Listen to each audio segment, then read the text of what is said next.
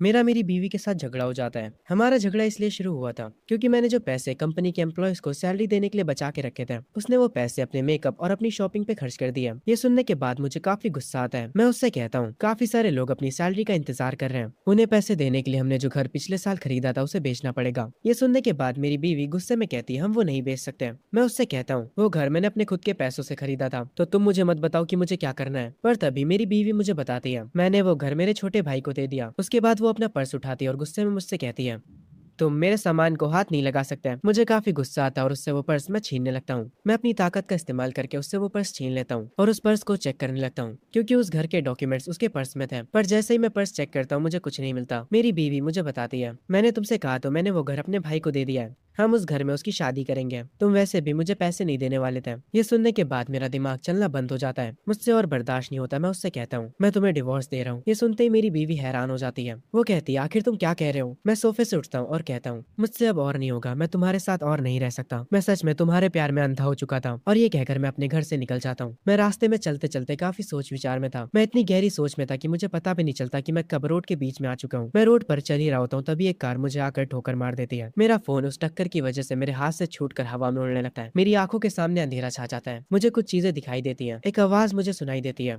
जब सब कुछ खत्म हो जाता है तभी सब कुछ शुरू होता है। और जैसे ही आवाज बंद होती है मुझे एक लाइट दिखाई देती है और अचानक से मेरी आंखें खुलती हैं। मैं तुरंत घबराया हुआ उठता हूँ। मेरे मन में एक ही सवाल था, मैं जिंदा कैसे बच गया। मेरा ध्यान अपनी आसपास की चीजों पर जाता है। मैं एग्जाम रूम में बैठा हुआ था। मुझे याद आता है ये एग्जाम तो मैंने कॉलेज लाइफ शुरू होने से पहले दिया था। मेरा ध्यान मेरे टीचर की तरफ जाता है। वो बिल्कुल वैसे ही थे जैसे वो हुआ करते थे। मैं अपने क्वेश्चन पेपर को देखता हूँ जिसमें डेट पड़ी होती है और ये कॉलेज एंट्रेंस एग्जाम होता है। मैं कसकर अपने पैर पर पंच करता हूँ और मुझे दर्द महसूस हो रहा था। ये पहली बार था जब दर्द होने पर भी मुझे खुशी होती है। मैं काफी एक्साइटेड हो जाता हूँ क्योंकि इस मोमेंट पर मुझे पता चल चुका था मैं टाइम में पीछे आ चुका हूँ। अब मैं अपनी गलतियों को दोबारा नहीं दोहराऊंगा। मैं तुरंत घड़ी की तरफ देखता हूँ। एग्जाम खत्म होने में 45 मिनट बचे थे क्योंकि अब मैं समय में पीछे आ चुका हूँ, इसीलिए मुझे टाइम का अच्छे से इस्तेमाल करना होगा। मैं तुरंत अपना पेपर लिखना शुरू कर देता हूँ। ये एग्जाम इंग्लिश का होता है। मुझे इंग्लिश इतने अच्छे से तो नहीं आती। पिछली बार मेरे एग्जाम खराब जाने की वजह से मैं एक बेकार के कॉलेज में चला गया था। मैं वो गलती दोबारा नहीं दोहराऊंगा।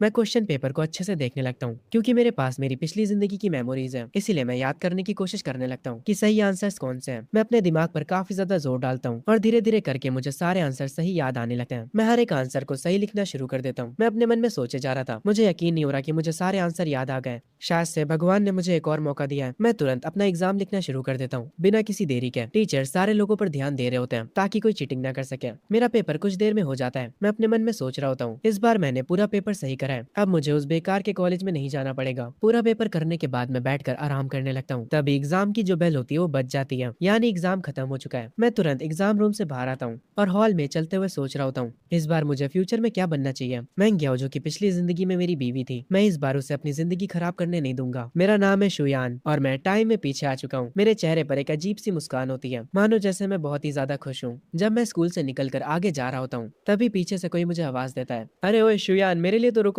मैं तुरंत पलट कर देखता हूँ और मैं देखता हूँ मेरा एक पुराना दोस्त मेरी तरफ भागते हुए आ रहा होता है। वो कह रहा होता है, शुयान आखिर तुम इतनी जल्दी कहाँ जा रहे हो, तुमने मेरा इंतजार क्यों नहीं करा। मैं अपने उस दोस्त को देखकर खुश हो जाता हूँ। अरे मेरे भाई वे, तुम कहाँ रह गए थे। वे मेरे पास आता और मेरे कंधे पर हाथ रखता और कहता है, अरे यार मैं बस तुझसे कुछ ही दिन नहीं मिला था और तू मुझे भूल गया क्या, एग्जाम ने तेरा दिमाग खराब कर दिया। मैं उससे मुस्कुराते हुए कहता हूँ, अरे नहीं यार सब ठीक गया, चलो चलते हैं। वे मेरा स्कूल टाइम का बेस्ट फ्रेंड है और जरा इसको अभी देखो तो ये कितना जवान लग रहा है। इस बेचारे को पता भी नहीं कि आगे चलकर इसका पेट बाहर आ जाएगा और इसकी किस्मत इसको कितना परेशान करने वाली है। वे शुयान से पूछता है, तो तेरा टेस्ट कैसा गया। मैं उसे बताता हूँ। वो काफी ज्यादा अच्छा गया, मुझे पूरा यकीन है कि मैं किसी टॉप कॉलेज में जा सकता हूँ। ये सुनने के बाद मेरा दोस्त वे कहता है, क्या मजाक कर रहे हो यार, तुम और टॉप कॉलेज, ठीक है अगर तुम टॉप कॉलेज में चले गए तो मैं जिंदगी भर तुम्हारा गुलाम बन जाऊंगा। ये सुनने के बाद मैं कहता हूँ, ठीक है फिर तो तैयार हो जाओ मेरे गुलाम बनने के लिए। ये सुनने के बाद वे हैरान हो जाता है और वो कहता है, यार तुम तो काफी कॉन्फिडेंट लग रहे हो। उसके बाद वे मेरे पास भागते हुए आता है और मुझसे कहता है, चल आजा दूसरे स्कूल के भी चक्कर लगा लेते हैं। मैं उससे कहता हूँ, पर क्यों। वे कहता है, क्यों से तेरा क्या मतलब है, मैं को देखने और क्या, तुम हर टेस्ट देने के बाद उसे देखने नहीं जाते थे उसके स्कूल में, क्या तुम ये भी भूल चुके हो।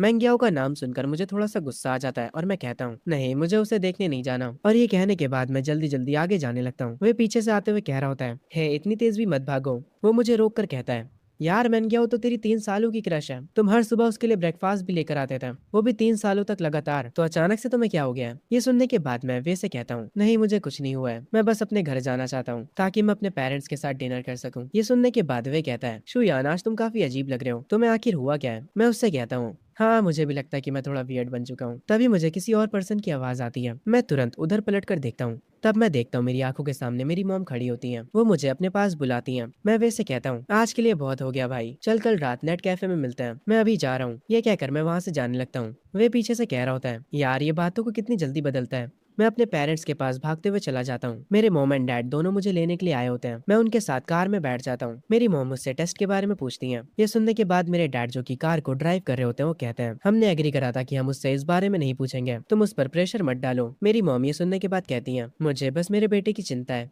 ना कि आपके बिजनेस की। मैं आराम से कार में बैठा होता हूँ और मैं अपने मॉम डैड से कहता हूँ, आप लोग चिंता मत करिए, मैंने काफी अच्छा करा है। ये सुनने के बाद मेरी मॉम कहती है, क्या तुम सच कह रहे हो?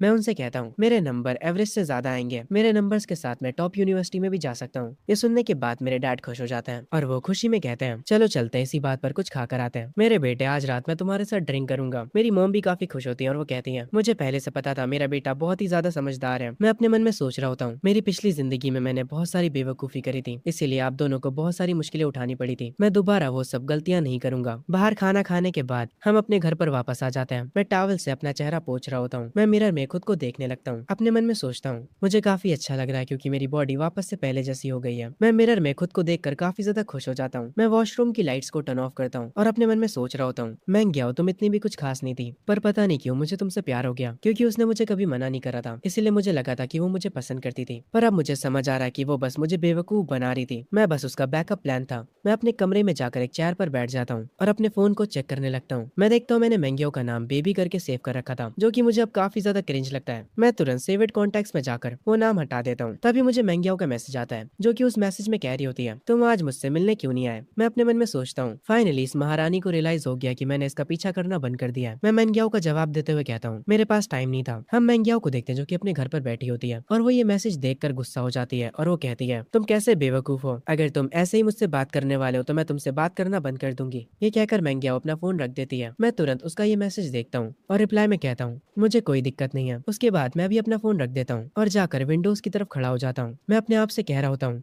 कॉलेज एंट्रेंस एग्जाम सिर्फ मेरा पहला स्टेप है। इन दिनों सिर्फ डिग्री से कुछ नहीं होता। काश मुझे लॉटरी के नंबर्स याद आ जाए। ई कॉमर्स भी काफी बढ़िया चीज है। मैं यूट्यूबर बनकर वीडियोस भी बना सकता हूँ और लाइव स्ट्रीम भी कर सकता हूँ, पर वो सब अभी से करना काफी जल्दी हो जाएगा। अभी 2040 चल रहा है। ओह, मुझे याद आया, एक स्टॉक काफी ज्यादा फटा था 2014 से लेकर 2015 तक। हाँ, मुझे सही चीज याद आई, स्टॉक मार्केट। वो स्टॉक्स 2000 पॉइंट्स से बढ़कर 5000 पॉइंट्स तक पहुंच गए थे।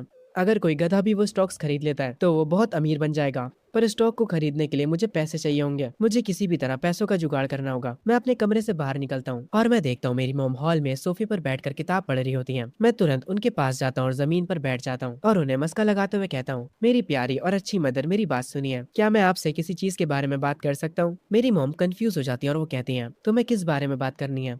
मैं उनसे कहता हूँ, क्योंकि अब एग्जाम खत्म हो चुके हैं, क्या मुझे कुछ पैसे मिल सकते हैं? और ये कहते हुए मैं कुछ आंसू भी बहा देता हूँ। ये सुनने के बाद मेरी मॉम कहती हैं, ठीक है, मैं तुम्हें 500 दूंगी, जाओ और उन पैसों को मेरे पर्स से निकाल लो। ये सुनने के बाद मैं मेरी मॉम से कहता हूँ, मॉम, अगर मैं टॉप यूनिवर्सिटी में चला जाता हूँ तो मेरे ग्रैंडपा और ग्रैंड माँ और सारे लोग मुझे पैसे देंगे और मुझे ग्रेजुएशन पार्टी में भी काफी सारे पैसे मिलेंगे गिफ्ट में। क्या मैं वो सारे पैसे खुद यूज कर सकता हूँ? ये सुनने के बाद मेरी मॉम थोड़ा गुस्सा होती है और वो कहती है, तुम शैतान बच्चे, तुम्हारे एग्जाम अभी अभी खत्म हुए और अभी से तुम्हारी नजर पैसों पर पड़ गई है। ठीक है, चलो मैं तुम्हारी बात मान लेती हूँ। अगर तुम टॉप यूनिवर्सिटी में जा पाए तो वो सारा पैसा तुम्हारा है। मेरी मॉम से ये सारी बातें करने के बाद मैं अपने बेड पर जाकर सो जाता हूँ और डायरेक्ट सुबह ही मेरी आंखें खुलती हैं। मैं तुरंत उठता हूँ और अपने रूम से बाहर आ जाता हूँ। मैं फ्रिज में से कुछ एग्स लेता हूँ और किचन में आकर ब्रेकफास्ट बनाने लग जाता हूँ। मैं अपना ब्रेकफास्ट खुद से ही बना रहा था। ये करते हुए मुझे मेरी मॉम देख लेती हैं। वो मेरे डैड को बुलाते हुए कहती हैं, जरा यहाँ आइए, देखिए तो जरा हमारा बेटा क्या कर रहा है। मेरे डैड आते हैं और वो मुझे किचन में देखकर काफी हैरान होते हैं और वो कहते हैं, ये तो ब्रेकफास्ट बना रहा है। मैं अपने मन में कह रहा होता हूँ, मैं क्या शादी के बाद कभी भी किचन में नहीं आई थी। मैंने बहुत कोशिश करी थी उसे कुकिंग सिखाने की, वो बस मुझसे गुस्से में कहती थी, अगर तुम घर पे हो तो मुझे खाना बनाने की क्या जरूरत है? अगर मैंने तुमसे शादी करी है तो मैं खाना क्यों बनाऊं? मैं अपने मन में कहता हूँ, क्या पागल औरत थी वो।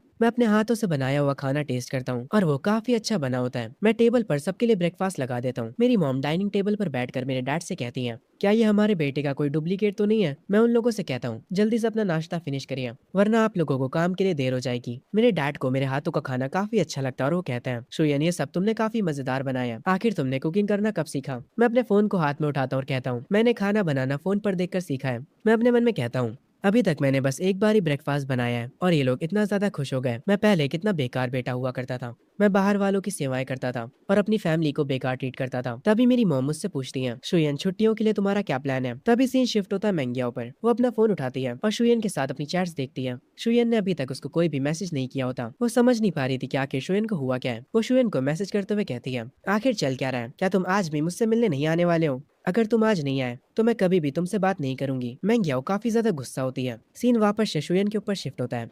शुयन अपना फोन चला रहा होता है और वो कहता है, मैं इस बार अपनी लाइफ को एंजॉय करूंगा। वो अपने दोस्तों से बात कर रहा होता है और उनसे कहता है, ठीक है, मैं तुमसे वहीं पर मिलूंगा जहाँ पर मैं तुमसे हमेशा मिलता हूँ। सीन वापस से मेंगियाओ के ऊपर शिफ्ट होता है। वो घर पर लेटी टीवी देख रही होती है। फिर वो अपना फोन उठाती है और अपनी एक दोस्त को कॉल करती है और उसे बताती है, पता नहीं शुयन के साथ क्या हुआ है। पहले वो मुझे हर दिन गुड नाइट और गुड मॉर्निंग के टेक्स्ट भेजा करता था, पर कल से तो उसने मेरा रिप्लाई भी नहीं किया है। वो मुझे नखरे दिखा रहा है। मेंगियाओ की दोस्त कहती है, उसे इग्नोर करो और फिर वो भागता भागता खुद तुम्हारे पास आ जाएगा। जब उसे पता चलेगा कि तुम्हें इग्नोर करके उसे कुछ नहीं मिलने वाला तो वो तुम्हें और ज्यादा स्पॉइल करेगा। मेंगियाओ कहती है, इन ट्रिक्स का यूज करके वो मेरी अटेंशन लेना चाहता है। मैं कुछ ज्यादा ही स्मार्ट हूँ उसके इस छोटे से गेम में फंसने के लिए। तभी सीन शिफ्ट होता हमारे एमसी और उसके दोस्त वे के ऊपर। वे काफी हैरानी में कहता है, आखिर तुझे आज हुआ क्या है? तुम पार्ट टाइम जॉब स्टार्ट कर रहे हो? मैं उससे कहता हूँ, तुम्हें क्या लगता है हम पढ़ाई क्यों करते हैं? वे जवाब में कहता है, हम पढ़ाई एक अच्छे कॉलेज में जाने के लिए करते हैं ताकि हम एक अच्छी यूनिवर्सिटी में जा सकें। मैं वे से कहता हूँ, तुम एक अच्छे कॉलेज क्यों जाना चाहते हो? वे कहता है, ताकि हमें एक अच्छी जॉब मिल सके। मैं उससे कहता हूँ, तुम्हें जॉब क्यों करनी है?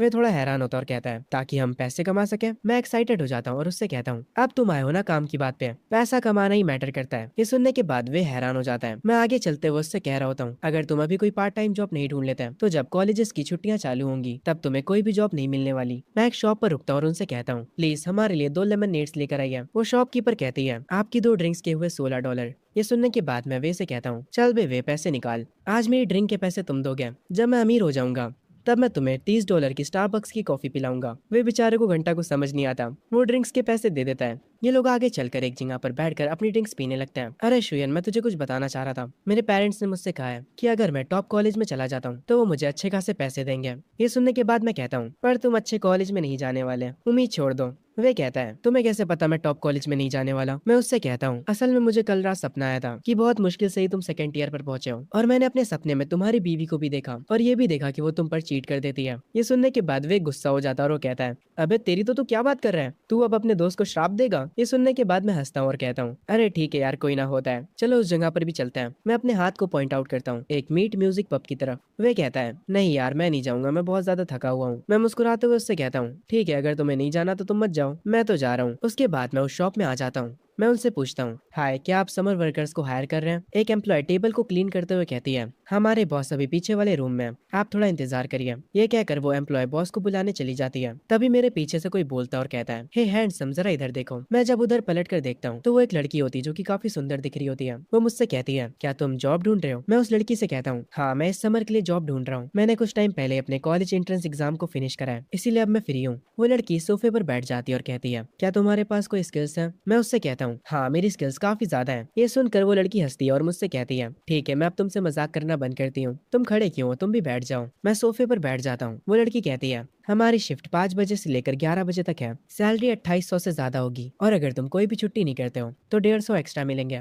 ये ऑफर कैसा है? ये सुनने के बाद मैं अपने मन में सोचने लग जाता हूँ, इस हिसाब से मुझे हर दिन 6 घंटे काम करना पड़ेगा। ये जॉब बाकी की जॉब से इजी है और सैलरी भी काफी ज्यादा है। मैं बिना देर करे उस लड़की से कहता हूँ, मुझे कोई दिक्कत नहीं है, तो मैं काम कब से शुरू कर सकता हूँ? वो लड़की मुझसे कहती है, तुम आज से ही काम स्टार्ट कर सकते हो। मैं ये सुनकर थोड़ा हैरान होता हूँ और उस लड़की से कहता हूँ, क्या मैं कल से नहीं शुरू कर सकता? असल में मुझे पहले अपनी फैमिली से बात करनी होगी। वो लड़की कहती है, ठीक है, कोई बात नहीं। मैं उस लड़की को अपना नाम बताता हूँ और उससे कहता हूँ, आपका नाम क्या है बॉस लेडी? वो कहती है, मेरा नाम पे यूवी है। मैं उस शॉप से निकलते हुए कहता हूँ, तो मैं आपसे कल मिलता हूँ मिस यूवी। जब हमारा एमसी यहाँ से जा रहा था तब वो लड़की यानी यूवी अपने मन में कह रही होती है, एक्चुअली हमारे पास लोगों की कमी नहीं है, पर इस जैसे लड़के का यहाँ होना काफी मजेदार होगा। मैं तुरंत अपने दोस्त वे के पास जाता हूँ और उससे कहता हूँ, मुझे नौकरी मिल गई, चलो अब यहाँ से चलते हैं। वे ये सुनने के बाद काफी हैरान होता है और वो कहता है, तूने क्या कहा? क्या जॉब पाना इतना ईजी होता है? मैं उससे कहता हूँ, और क्या, तुमने मौका गवा दिया। जो वहाँ की ओनर है वो काफी ज्यादा हॉट है, वो काफी ज्यादा सुंदर है और उसकी आवाज काफी प्यारी है। उसके बाल बहुत लंबे हैं और वो खुद भी काफी लंबी है। ये सुनने के बाद वी कहता है, अरे यार मुझे भी उससे मिलवाओ। ये सुनने के बाद मैं कहता हूँ, हाँ हाँ, सपने मत देखो, खुद से जाओ अगर तुम्हें उससे देखना है तो। ये सुनने के बाद वे कहता है, अरे यार चलो भी ना। मैं वे से कहता हूँ, हे वे, तुम अमीर बनना चाहते हो? वे कहता है, ऑफ कोर्स यार। मैं वे से कहता हूँ, तो मुझे कुछ पैसे उधार दे दो। ऐसा तो मेरे दोस्त भी करते हैं मेरे साथ। खैर, स्टोरी पर वापस आते हैं। मैं वे से कहता हूँ, मैं तुम्हें अगले साल डबल पैसे वापस करूंगा। वे कहता है, तुम क्या करने वाले हो? मैं उससे कहता हूँ, मुझे एक जगह के बारे में पता है, एक इंटरनेट कैफे जहाँ पर अगर तुम 500 डिपॉजिट करोगे तो तुम्हें 1000 का बोनस मिलेगा। वे ये सुनने के बाद कहता है, तुम मुझसे मजाक करना बंद करो। मैं वे को एक पेड़ की तरफ इशारा करते हुए कहता हूँ, तुम्हें वो पत्ती दिख रही है जो सबसे ऊपर है? अगर तुमने उसे छू लिया तो तुम बॉस हो। वे और मैं तुरंत जाकर उस पत्ती को छूने के लिए जंप करने लगता है। मुझे काफी मजा आ रहा था ये करने में। तभी वे उस पत्ती को छू लेता है। हम बैठ जाते हैं। वे मुझसे कहता है, हे शुयन, तुमने वो देखा ना? मैंने उस पत्ती को टच कर लिया था।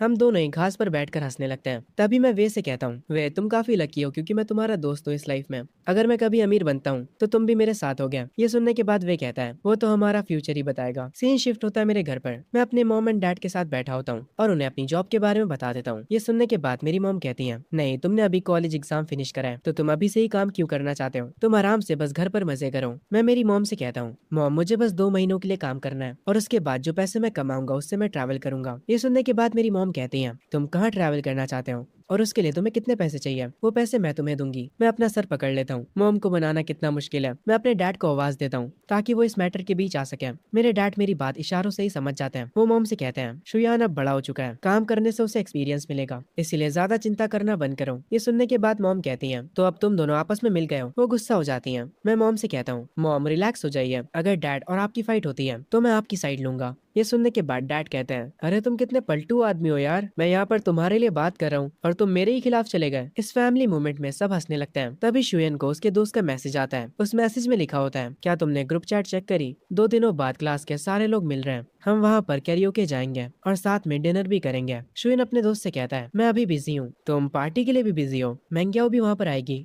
मैं रिप्लाई में अपने दोस्त को कहता हूँ, वो आए या ना आए मुझे उससे क्या। मेरा दोस्त मुझे कहता है, बस भी कर यार, नॉन चैलेंट बनने की एक्टिंग मत कर। अगर ऐसा ही है तो दोबारा तो कभी महंगियाओं से बात मत करना। मैं अपने फोन को साइड में रख देता हूँ और अपने कंप्यूटर को देखने लग जाता हूँ। तभी सीन शिफ्ट होता है अगले दिन उसी शॉप में। शुयन यहाँ पर आ चुका होता है। वो कहता है, बॉस मैं आ गया। मेरी बॉस कहती है, ओह तुम तो सच में आ गए। इस जमाने के बच्चे कोई काम को ज्यादा दिनों तक नहीं करते हैं। मैं ये सुनने के बाद उनसे कहता हूँ, मैं हमेशा अपने प्रोमिसेस निभाता हूँ। ये सुनने के बाद मेरी बॉस स्माइल करती है और मुझसे कहती है, तुम्हारा काम सिंपल है, बस कुछ ड्रिंक्स को सर्व करना और बाकी साफ सफाई करना। जाओ और पहले जाकर यूनिफॉर्म पहन लो। बॉस के ये कहने के बाद मैं चेंजिंग रूम में आ जाता हूँ और काम पर की यूनिफॉर्म पहन लेता हूँ। मैं बाहर निकलता हूँ और सारी चीजों को सेट करना शुरू कर देता हूँ। मैं देखता हूँ यहाँ पर बहुत सारे कस्टमर्स आए होते हैं। 2 लड़कियां ड्रिंक्स कर रही होती हैं और एक कपल भी आया होता है। तभी मेरी बॉस मुझसे पूछती है, शुयान तुम्हारी कोई गर्लफ्रेंड है? मैं उनसे कहता हूँ, नहीं मेरी कोई गर्लफ्रेंड नहीं है। उस कपल को देखते हुए मैं अपने मन में सोचता हूँ, पहले मेरा प्यार सिर्फ और सिर्फ मैंग्याओ के लिए हुआ करता था, मैं किसी और पर ध्यान भी नहीं देता था। मेरी बॉस मुझसे कहती है, पर तुम तो बहुत हैंडसम हो, क्या स्कूल में लड़कियां तुम्हारे पीछे नहीं पड़ी थी? मुझे पक्का पता है तुम्हारे पीछे बहुत सी लड़कियां पागल होंगी, इसीलिए मुझसे झूठ मत बोलो। मैं ये सुनने के बाद बॉस से कहता हूँ, अरे कसम से मेरी कोई गर्लफ्रेंड नहीं है। अगर मैं सच बोलूँ तो मुझे नहीं लगता किसी को डेट करना कोई अच्छी चीज होती है। ये सुनने के बाद मेरी बॉस कहती है, तुम्हें डेटिंग करना पसंद नहीं है तो फिर तुम्हें क्या करना पसंद है? मैं मेरी बॉस से कहता हूँ, मुझे पैसे पसंद है, और मैं हंसने लगता हूँ। ये सुनने के बाद मेरी बॉस कहती है, तुम सच में कितने बड़े पागल हो पैसों के पीछे, जबकि अभी तुम बस एक हाई स्कूलर हो। तभी यहाँ पर एक पर्सन आता है जिसके पास गिटार होता है। वो तुरंत माइक की ओर जाता है और परफॉर्म करना शुरू कर देता है। एक एम्प्लॉय बॉस से कहती है,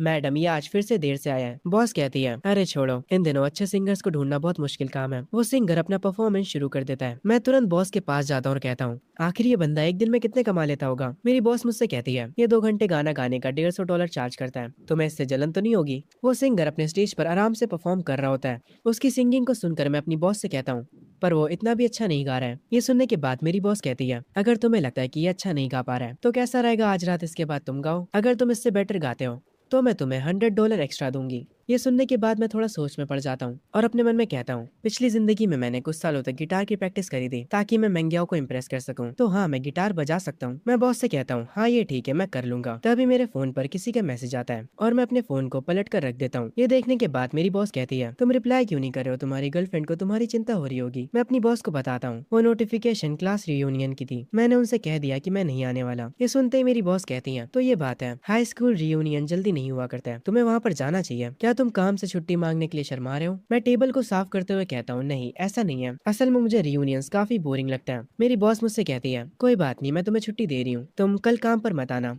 वैसे भी अगर एक पर्सन गायब होगा तो शॉप को कोई नुकसान नहीं होगा। ये सुनने के बाद मैं मेरी बॉस से कहता हूँ, ठीक है मैं समझ गया, आपका शुक्रिया। मैं ड्रिंक्स के गिलास को अपने हाथों पर पकड़े होता हूँ और अपने मन में कहता हूँ, ठीक है महंगे आओ, टाइम आ चुका है जब तुम एक नए शुयान से मिलोगी। मैं वो ड्रिंक सारे कस्टमर्स में सर्व कर देता हूँ। मैं वापस आकर बॉस से बातें कर रहा होता हूँ, तभी वो सिंगर अपना परफॉर्मेंस खत्म करके यहाँ से जाने लगता है, पर मेरी बॉस उसे रोक लेती है और कहती है, हे देखो हमारे यहाँ पर एक नया समर वर्कर आया है, इसका नाम शुयान है और ये गाना भी गा सकता है, क्या तुम बैकअप में इसके साथ गाना गाओगे? ये सुनने के बाद वो सिंगर गुस्सा हो जाता है और वो कहता है, मैं इसके लिए प्ले करूंगा। मैं उस सिंगर से कहता हूँ, हे भाई क्या मैं कुछ समय के लिए तुम्हारा गिटार ले सकता हूँ? वो सिंगर गुस्से में मुझसे कहता है, तुझे ये बजाना भी आता है? मैं भी थोड़ा एटीट्यूड में कहता हूँ, हाँ मुझे आता है। वो सिंगर मुझे अपना गिटार दे देता और कहता है, ये लो और इसे खराब मत कर देना। मैं उस गिटार को लेकर स्टेज पर पहुंच जाता हूँ और उससे बजाना शुरू कर देता हूँ। मेरी उंगलियां गिटार के स्ट्रिंग्स को छू रही थी। मैं अपने मन में सोच रहा होता हूँ मुझे कौन सा गाना गाना चाहिए। मुझे कोई मॉडर्न गाना चूज करना चाहिए जो कि यहाँ पर सबको पसंद आए। ठीक है, अब मैं गाना शुरू करता हूँ। मैं गाना गाना शुरू करता हूँ। मेरी बॉस मुझे देखने लग जाती हैं और सिर्फ मेरी बॉस ही नहीं बल्कि वहाँ के हर एक कस्टमर का ध्यान मुझ पर आ जाता है। मैं अपनी पुरानी मेमोरीज को याद करते हुए गाना गा रहा होता हूँ, इसीलिए मेरी आवाज में इमोशंस होते हैं जो कि उस सिंगर तक को हैरान कर देते हैं। उस शॉप की वेट्रेस भी मुझे देखने लग जाती है। मेरा पूरा फोकस गाने पर होता है। कुछ देर में गाना खत्म हो जाता है और जैसे ही गाना खत्म होता है सारे लोग मेरे लिए तालियां बजाना शुरू कर देते हैं। शॉप का हर एक कस्टमर मेरी तारीफ कर रहा होता है। मेरी बॉस भी मेरे लिए क्लैपिंग करने लगती है। मैं स्टेज से उतरकर बॉस के पास आ जाता हूँ। मैं काफी शर्मा रहा होता हूँ। मैं मेरी बॉस से कहता हूँ, आखिर सब लोग मुझे ही क्यों देख रहे हैं? मेरे साथ काम करने वाली दूसरी वेट्रेस मुझसे कहती है, शुयान तुम काफी अच्छा गाना गाते हो। मेरी बॉस कहती है, ये गाना सिर्फ अच्छा ही नहीं था बल्कि शुयन इस गाने को पूरे इमोशंस के साथ गा रहा था। वो सिंगर मुझसे आकर तुरंत अपना गिटार छीन लेता है और शॉप से तुरंत चला जाता है। मैं बॉस से पूछता हूँ, क्या वो सिंगर ठीक है? मेरी बॉस कहती है, उसके बारे में चिंता मत करो, मेरे पास आओ, अपना फोन बाहर निकालो और मुझे अपने वीचैट की आईडी दो, चलो हम एक दूसरे को ऐड करते हैं। मैंने तुम्हें $100 का बोनस देने के लिए कहा था। मैं अपनी आंखें नीचे करके बॉस से कहता हूँ, उसकी कोई जरूरत नहीं है बॉस, आपको मुझसे फॉर्मल तरीके से बात करने की जरूरत नहीं है। मैं तुरंत अपना फोन निकाल लेता हूँ। मेरी बॉस कहती है, फिर भी मैंने जो कह दिया वो कह दिया, मैं अपने वादों से पीछे नहीं हटती। तभी से ही शिफ्ट होता है मंग्याओं के ऊपर, जो कि सोच रही होती है, आखिर उसने मुझे अभी तक मैसेज क्यों नहीं करा? वो कर क्या रहा है? क्या वो मुझे पसंद नहीं करता? वो अपने लैंप को ऑन करती है और अपना फोन उठाकर शुयान को मैसेज करते हुए कहती है, क्या तुम कल रात रियूनियन में आ रहे हो? वो मैसेज शुयान के फोन पर आता है। इस वक्त वो वॉशरूम में नहा रहा होता है। मैंग्याओ उसके मैसेज का बेसब्री से इंतजार कर रही होती है। शुयान जाकर अपना फोन उठाता है। मैंग्याओ अपने फोन को घूरे जा रही होती है। शुयान अपने टेबल पर आकर बैठता है और मैसेज में कहता है, इसके बारे में कल बात करते हैं। उसका रिप्लाई देखकर मैंग्याओ उससे पूछती है, क्या तुम कल शाम को फ्री हो? शॉपिंग पे चलना चाहोगे? शुयान कहता है, देखते हैं, और ये कहकर शुयान सो जाता है। मैंग्याओ भी अपने बेड पर लेटी होती है, पर वो काफी गुस्से में होती है। वो अपने बेड से उठ जाती है और कहती है, मुझे काफी गुस्सा आ रहा है, वो बदल गया है, इसीलिए मैंने पहले उसे मैसेज करा पर उसने मुझे अच्छे से रिप्लाई भी नहीं दिया। मैंग्याओ ये सब अपनी दोस्त को बता रही होती है। उसकी दोस्त मैसेज में रिप्लाई देती है और कहती है, तुम होल्ड बैक क्यों नहीं कर पा रही हो? तुम बस उसे इग्नोर करो, वो बस नखरे दिखा रहा है। मैंग्याओ अपनी दोस्त से कहती है, तो अब मैं क्या करूँ?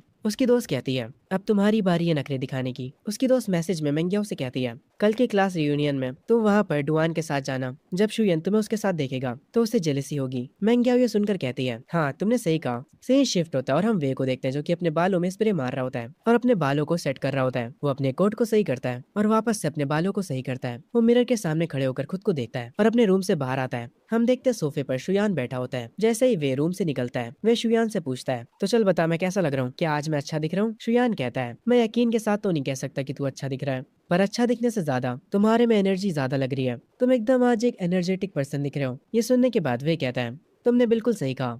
वे भी जाकर सोफे पर बैठ जाता है। शुयन अपना फोन चला रहा होता है। वे उससे कहता है, आखिर तुम फोन में क्या कर रहे हो? क्या तुम किसी लड़की से बात कर रहे हो? पर जैसे ही वे फोन में झांक कर देखता है वो हैरान हो जाता है और कहता है, तुम प्रैक्टिस टेस्ट को सॉल्व कर रहे हो? क्या तुम पागल हो गए हो?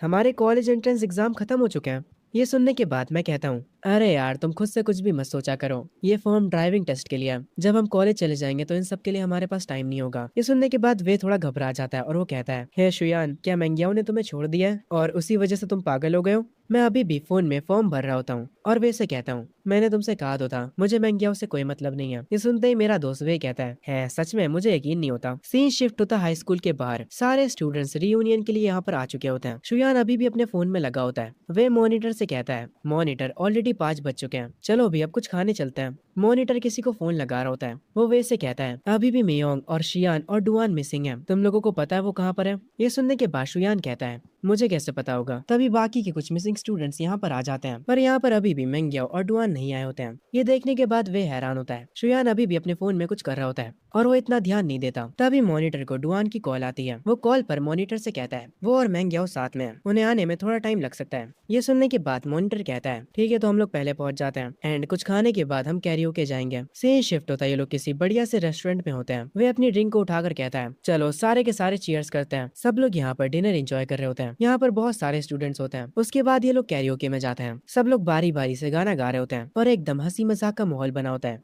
तभी वे इस बीच शोएन के पास आता है और वो शोएन से कहता है आखिर तुम बूढ़े आदमियों जैसे बैठकर यहाँ पर क्या कर रहे हो, चलो भी हमारे साथ गाना गाओ।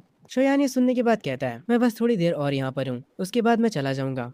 वह शोयान के पास वाली सीट पर बैठ जाता है और उससे कहता है मेंग्याओ भी अभी तक नहीं आई है। तभी एक बंदा दरवाजा खोलकर अंदर आता और कहता है लिंजिया बाहर किसी से बहस कर रहा है, ऐसा लगता है जल्दी ही लड़ाई होने वाली है। मॉनिटर तुरंत उठता है और कहता है चलो चलते हैं, देखते हैं वहाँ पर क्या हो रहा है। वे भी बाहर जाने लगता है। वो शोयान से कहता है ओए तू क्या कर रहा है वहाँ पर बैठा हुआ, जल्दी करो चलो नीचे। हम देखते हैं लिंजिया नाम का स्टूडेंट अपने से काफी बड़े बंदे से भिड़ रहा होता है। वो मस्कुलर बंदा कहता है क्या बे छोटे तुझे जीने से प्यार नहीं है? यहाँ पर मॉनिटर आता है। वो कहता है अरे मेरे बड़े भाई उसने बहुत ज्यादा पी ली है, मैं उसकी तरफ से माफी मांगता हूँ। वो मस्कुलर बंदा कहता है अब तू कौन है चिरकुट, चला जा यहाँ से वरना पिट पिट जाएगा। हम देखते हैं असल में ये फाइट वॉशरूम में हो रही होती है। सारे लोग वॉशरूम के बाहर भीड़ लगा देते हैं। शोयान उस भीड़ में से होकर अंदर जाता है। शोयान यहाँ का नजारा देखकर अपने मन में कहता है लिंजिया कुछ ज्यादा ही बन रहा था, हल्का सा उसने ड्रिंक क्या कर लिया, उसे लगने लगा वो किसी से भी भिड़ सकता है। और ये मस्कुलर बंदा ये भी शराब के नशे में पागल हो चुका है। शोयान उनके बीच में जाता और कहता है अरे यार हमारे क्लासमेट से जरा सी गलती हो गई, असल में हमने कुछ टाइम पहले कॉलेज एंट्रेंस एग्जाम को फिनिश करा है, तो यार माफ कर दो हमें। वो मस्कुलर बंदा चिल्लाते हुए कहता है अब तू कौन है बे, मेरे रास्ते से हट जा। ये सुनने के बाद शोयान को भी गुस्सा आ जाता है और वो कहता है यार तुम अच्छे से बात नहीं कर सकते हो क्या, तुम क्या ये बात भूल रहे हो कि हम अभी तक स्टूडेंट्स हैं? अगर तुम सच में सीन को बढ़ाना चाहते हो तो मैं तुम्हें नहीं रोकूंगा। तुम्हें क्या लगता है जब पुलिस आएगी तो वो किसकी साइड लेगी, तुम्हारी या फिर हम स्टूडेंट्स की? जरा सोचो इसके बारे में। ये सुनने के बाद उस मस्कुलर बंदे को गुस्सा तो आता है, पर वो इतना जान चुका था कि शोयन सही कह रहा है। शोयन दोबारा से कहता है चलो भी भाई अब इस मामले को खत्म करते हैं। वो मस्कुलर बंदा कहता है ठीक है जाओ, तुम लोगों को माफ करा, मैं वैसे भी आज अच्छे मूड में हूँ, मुझे अपना टाइम खराब नहीं करना बच्चों के साथ बहस करके। शोयन मुस्कुराते हुए कहता है तुम्हारा शुक्रिया बड़े भाई, अपना ध्यान रखना। वो मस्कुलर बंदा वहाँ से चला जाता है। सब लोग वापस से कैरियोके में आ जाते हैं गाना गाने के लिए। दो लड़के व्हाइट शर्ट में बैठे होते हैं और वो लोग शोयन के बारे में बुरा भला कह रहे होते हैं। वो लोग कह रहे होते हैं शोयन एकदम डरपोक बंदा है। वे की नजर उन दोनों पर पड़ जाती है। दूसरा व्हाइट शर्ट वाला बंदा कहता है हाँ तुम बिल्कुल सही कह रहे हो, शोयन बिल्कुल फट्टू है। इनकी बातें सुनने के बाद वे को गुस्सा आ जाता है और वो कहता है जरा देखो तो कौन बातें कर रहा है, जब लफड़ा हुआ था तब तुम लोग तो भाग गए थे और अब तुम लोग यहाँ पर आकर अपना मुंह चला रहे हो, जबरदस्ती के टफ गए होने की एक्टिंग कर रहे हो। ये सुनने के बाद वो दोनों लड़के शर्मिंदा हो जाते हैं, पर शोयन इन सारी चीजों पर ध्यान नहीं देता। वे शोयन से कहता है यार वो लोग तुम्हारे बारे में बकवास कर रहे थे, पता नहीं वो लोग तुम्हें फट्टू क्यों कह रहे थे। शोयन कहता है जब बातों से सब कुछ सॉल्व हो सकता है तो लड़ाई करने की क्या जरूरत है, उन्हें आगे चलकर समझ आ जाएगा कि लड़ाई करने से सब कुछ ठीक नहीं हो जाता, अभी ये सब बच्चे हैं। ये सुनने के बाद वे कहता है यार आजकल तुम कुछ ज्यादा ही बड़ों वाली बातें नहीं कर रहे हो। शोयन कहता है अरे यार मैं बड़ा ही तो हूँ, मैं तुम्हारा पापा हूँ, भूल तो नहीं गए तुम। ये सुनने के बाद वे कहता है अबे तू साले चुप रहा कर। शोयन अपनी ड्रिंक को एंजॉय कर रहा होता है और वे भी। ये लोग बार बार ड्रिंक करे जा रहे होते हैं। शोयन थोड़ी देर में कहता है यार अब मैं इससे ज्यादा नहीं पी सकता, और ये कहकर वो सो जाता है। तभी वे उसे उठाते हुए कहता है ओए शोयन जल्दी उठ, मैनग्याओ आ चुकी है। ये सुनने के बाद शोयन धीरे से अपनी आंखें खोलता है। उसके सामने मैनग्याओ खड़ी होती है और वो कहती है क्या तुम्हें लगा मैं और डुआन डेट कर रहे हैं इसीलिए तुमने इतनी ज्यादा पी ली? पर शोयन इसकी बातों पर ध्यान नहीं देता और वो कहता है मुझे नींद आ रही है, मुझे सोने दो। ये सुनने के बाद सब हैरान हो जाते हैं। वे कहता है शोयन उठ जा, तेरे सामने मैनग्याओ खड़ी है। शोयन जब दोबारा से अपनी आंखें खोलता है तो उसे छोटी वाली मैनग्याओ की जगह बड़ी वाली मैनग्याओ दिख रही होती है जो कि उसकी बीवी थी। शोयन अपने सर पर हाथ रखता और कहता है मैंने कुछ ज्यादा ही पी लिया इसीलिए अब मैं घर जा रहा हूँ। ये कहने के बाद वो मैनग्याओ के सामने से निकल जाता है। मैनग्याओ और उसकी दोस्त काफी हैरान हो जाती है। मैनग्याओ की दोस्त उससे कहती है कोई बात नहीं मैनग्याओ, वो बस जेलस है और तुम्हें चिढ़ाने के लिए नाटक कर रहा है। पर मैनग्याओ की आंखों से आंसू आ जाते हैं। वो कहती है शायद से तुम सही कह रही हो। हम शोयन को देखते हैं जो कि एक नदी के पास खड़ा होता है। एक लड़की उसके पास में गिटार बजा रही होती है। शोयन अपनी सोच में डूबा होता है, पर तभी उसे उल्टी जैसा फील होने लगता है। वो पास में बैठी लड़की से कहता है हे तुम्हारे पास टिश्यू होगा क्या? वो लड़की उसे टिश्यू दे देती है। शोयन अपना मुंह साफ करता है और उस लड़की को शुक्रिया बोलता है। वो लड़की वापस अपना गिटार बजाने लगती है। शोयन नदी को देखने लगता है और वो लड़की जो गिटार बजा रही होती है वो उसे सुन रहा होता है। आखिर में वो भी सीढ़ियों पर बैठ जाता है। वो उस लड़की को कहता है, तुम स्ट्रिंग्स पर कुछ ज्यादा ही प्रेशर डाल रही हो और तुम्हारी टाइमिंग भी सही नहीं है, पर वो ट्यून काफी अच्छी है। वो लड़की शोएन को देखती है। शोएन थोड़ा हैरान हो जाता है। तभी वो लड़की अपना गिटार शोएन को देने लगती है। शोएन कहता है, आखिर तुम क्या कर रही हो? लग रहा है तुम्हें मेरी बातों का बुरा लग गया। क्या तुम देखना चाहती हो कि मैं क्या कर सकता हूँ? शोएन उठता है और उससे वो गिटार ले लेता है और सीढ़ियों पर बैठकर उसे बजाना शुरू करता है। जैसे जैसे उसकी उंगलियां गिटार पर चल रही होती हैं, वो लड़की शोएन को हैरानी से देखती है। उसके चेहरे पर एक मुस्कुराहट आ जाती है, जैसे मानो उसे शोएन का गाना पसंद आ रहा हो। शोएन भी फुल इमोशंस के साथ गिटार को बजा रहा होता है। वो लड़की उसकी गिटार की स्किल्स को देखकर काफी हैरान हो जाती है। शोएन खड़ा होता है और कहता है, मैंने अभी तक खुद को इंट्रोड्यूस नहीं करा, मेरा नाम शोएन है। वो उस लड़की को उसका गिटार वापस देता है, पर वो लड़की शोएन से कुछ भी नहीं बोलती। तभी दूर से एक कार की आवाज आती है। वो मुझे अपना हाथ दिखाती है, जैसे मुझे बाय बोल रही हो। उसके बाद वो पलट कर चली जाती है। मैं भी उसे बाय बोलता हूँ और अपने मन में सोचता हूँ, ये लड़की कितनी प्यारी थी, पर उसने मुझसे कुछ बोला नहीं। शोएन को बुरा लगता है कि उस लड़की ने उसका जवाब नहीं दिया, पर वो देख नहीं पाता कि वो लड़की यहाँ से जाते वक्त स्माइल कर रही होती है। शोएन वापस से सोच में पड़ जाता है। तभी सीन शिफ्ट होता है अगली सुबह। वो अपने बेड पर सो रहा होता है। तभी उसके फोन पर मेनग्याओ का मैसेज आता है। उस मैसेज की आवाज से उसकी आंखें खुलती हैं। वो अपने बेड से उठता है और अपना फोन उठाकर उन मैसेजेस को देखता है। उन मैसेजेस में मेनग्याओ कह रही होती है, शोएन तुम्हें कोई गलतफहमी हुई है। मैं कल पूरा दिन अपनी दोस्त के साथ थी और मैं रास्ते में डुआन से टकरा गई थी। मैंने सुना एक नया आर्केड खुला है, क्या तुम आज शाम मेरे साथ जाना चाहोगे वहाँ? शोएन दूध पीते पीते उसके ये सारे मैसेजेस देख रहा होता है। शोएन उसके रिप्लाई में कहता है, तुम्हें ये सब मुझे एक्सप्लेन करने की जरूरत नहीं है, और मैं आज शाम बिजी हूँ और मैं काफी समय तक बिजी ही रहने वाला हूँ। मैन गया अपने घर पर होती है। मैन गया अपने मन में सोचती है, क्या अब मैं इसे पसंद नहीं हूँ? इसके बाद शोएन का कोई भी जवाब नहीं आता। मैन गयाओ की आंखों में आंसू आ जाते हैं। से शिफ्ट होता है शोएन की शॉप पर। वहाँ पर वो देखता है बॉस खुद से कुछ बॉक्सेस को उठा रही होती है। वो तुरंत भागते हुए उनके पास जाता है और उनसे कहता है, रुकिए मैं आपकी मदद करता हूँ। उसके बाद शोएन इस काम में उनकी मदद कराता है। वो एक एक करके सारे बॉक्सेस को उनकी जगह पर रख देता है। बॉस एक वेटरेस से कहती है, देखा शोएन हमारे कितने काम आ रहे हैं। वो शोएन के पास जाती हैं और कहती हैं, इसको ही टीम वर्क कहते हैं, इससे चीजें आसान हो जाती हैं। वो दोनों स्माइल करते हैं। पीछे से वेटरेस कह रही होती है, समर के बाद शोएन जॉब छोड़कर चला जाएगा, ये कितना बुरा होगा। शोएन की बॉस उससे कहती हैं, तुम किस कॉलेज में जाने का प्लान कर रहे हो? शोएन कहता है, मैं शंघाई में जाने की कोशिश कर रहा हूँ। ये सुनकर उसकी बॉस खुश होती है और उससे कहती हैं, उसके लिए तुम्हें टॉप स्कोर चाहिए। समझ में आया? अगर मेरी उम्र 10 साल कम होती तो मैं सच में तुम्हारे पीछे पागल होती। ये सुनने के बाद शोएन स्माइल करता और कहता है, एक्चुअली मुझे बड़ी औरतें भी पसंद है, तो कोई दिक्कत की बात नहीं है। बॉस कहती हैं, बस भी करो शोएन, तुम भी ना। तभी हम उस लड़की को देखते हैं जिसने शोएन को अपना गिटार दिया था बजाने के लिए। वो शायद से अपने घर पर होती है। उसके कानों में हेडफोन्स लगे होते हैं और वो म्यूजिक सुन रही होती है। तभी उस लड़की की माँ कहती है, चिंग चिंग क्या तुमने डिसाइड कर लिया कि तुम कौन से म्यूजिक स्कूल जाना चाहती हो? उसकी मॉम उसके पास आकर बैठती हैं और कहती हैं, बेजिंग या फिर शंघाई? वो लड़की कहती है, मैंने अभी डिसाइड नहीं करा है। उसकी मॉम कहती हैं, अगर तुम बेजिंग जाती हो तो मैं तुमसे मिलने के लिए आती रहूंगी। वो लड़की कहती है, मॉम कुछ दिनों में मेरा बर्थडे आने वाला है। उसकी मॉम कहती है, तुम्हें जो भी गिफ्ट चाहिए मैं तुम्हें वो सब खरीद दूंगी। पर पता नहीं क्यों ये लड़की गुस्से में होती है और वो कहती है, मॉम मुझे कुछ भी नहीं चाहिए, मैं बस चाहती हूँ कि आप मेरे साथ रहें। उसकी मॉम थोड़ा निराश होती है और कहती है, चिंग चिंग मॉम को बिजनेस ट्रिप के लिए जाना है और वो भी कल सुबह। वो लड़की कहती है, रहने दीजिए मुझे अब आदत हो गई है। ये कहकर वो लड़की अपने रूम में चली जाती है और सोने की कोशिश करने लगती है। अगली सुबह वो उठती है और खिड़की से बाहर देखने लगती है, पर उसका ये पूरा घर अकेला होता है। वो तो इसे घर भी नहीं कह सकती।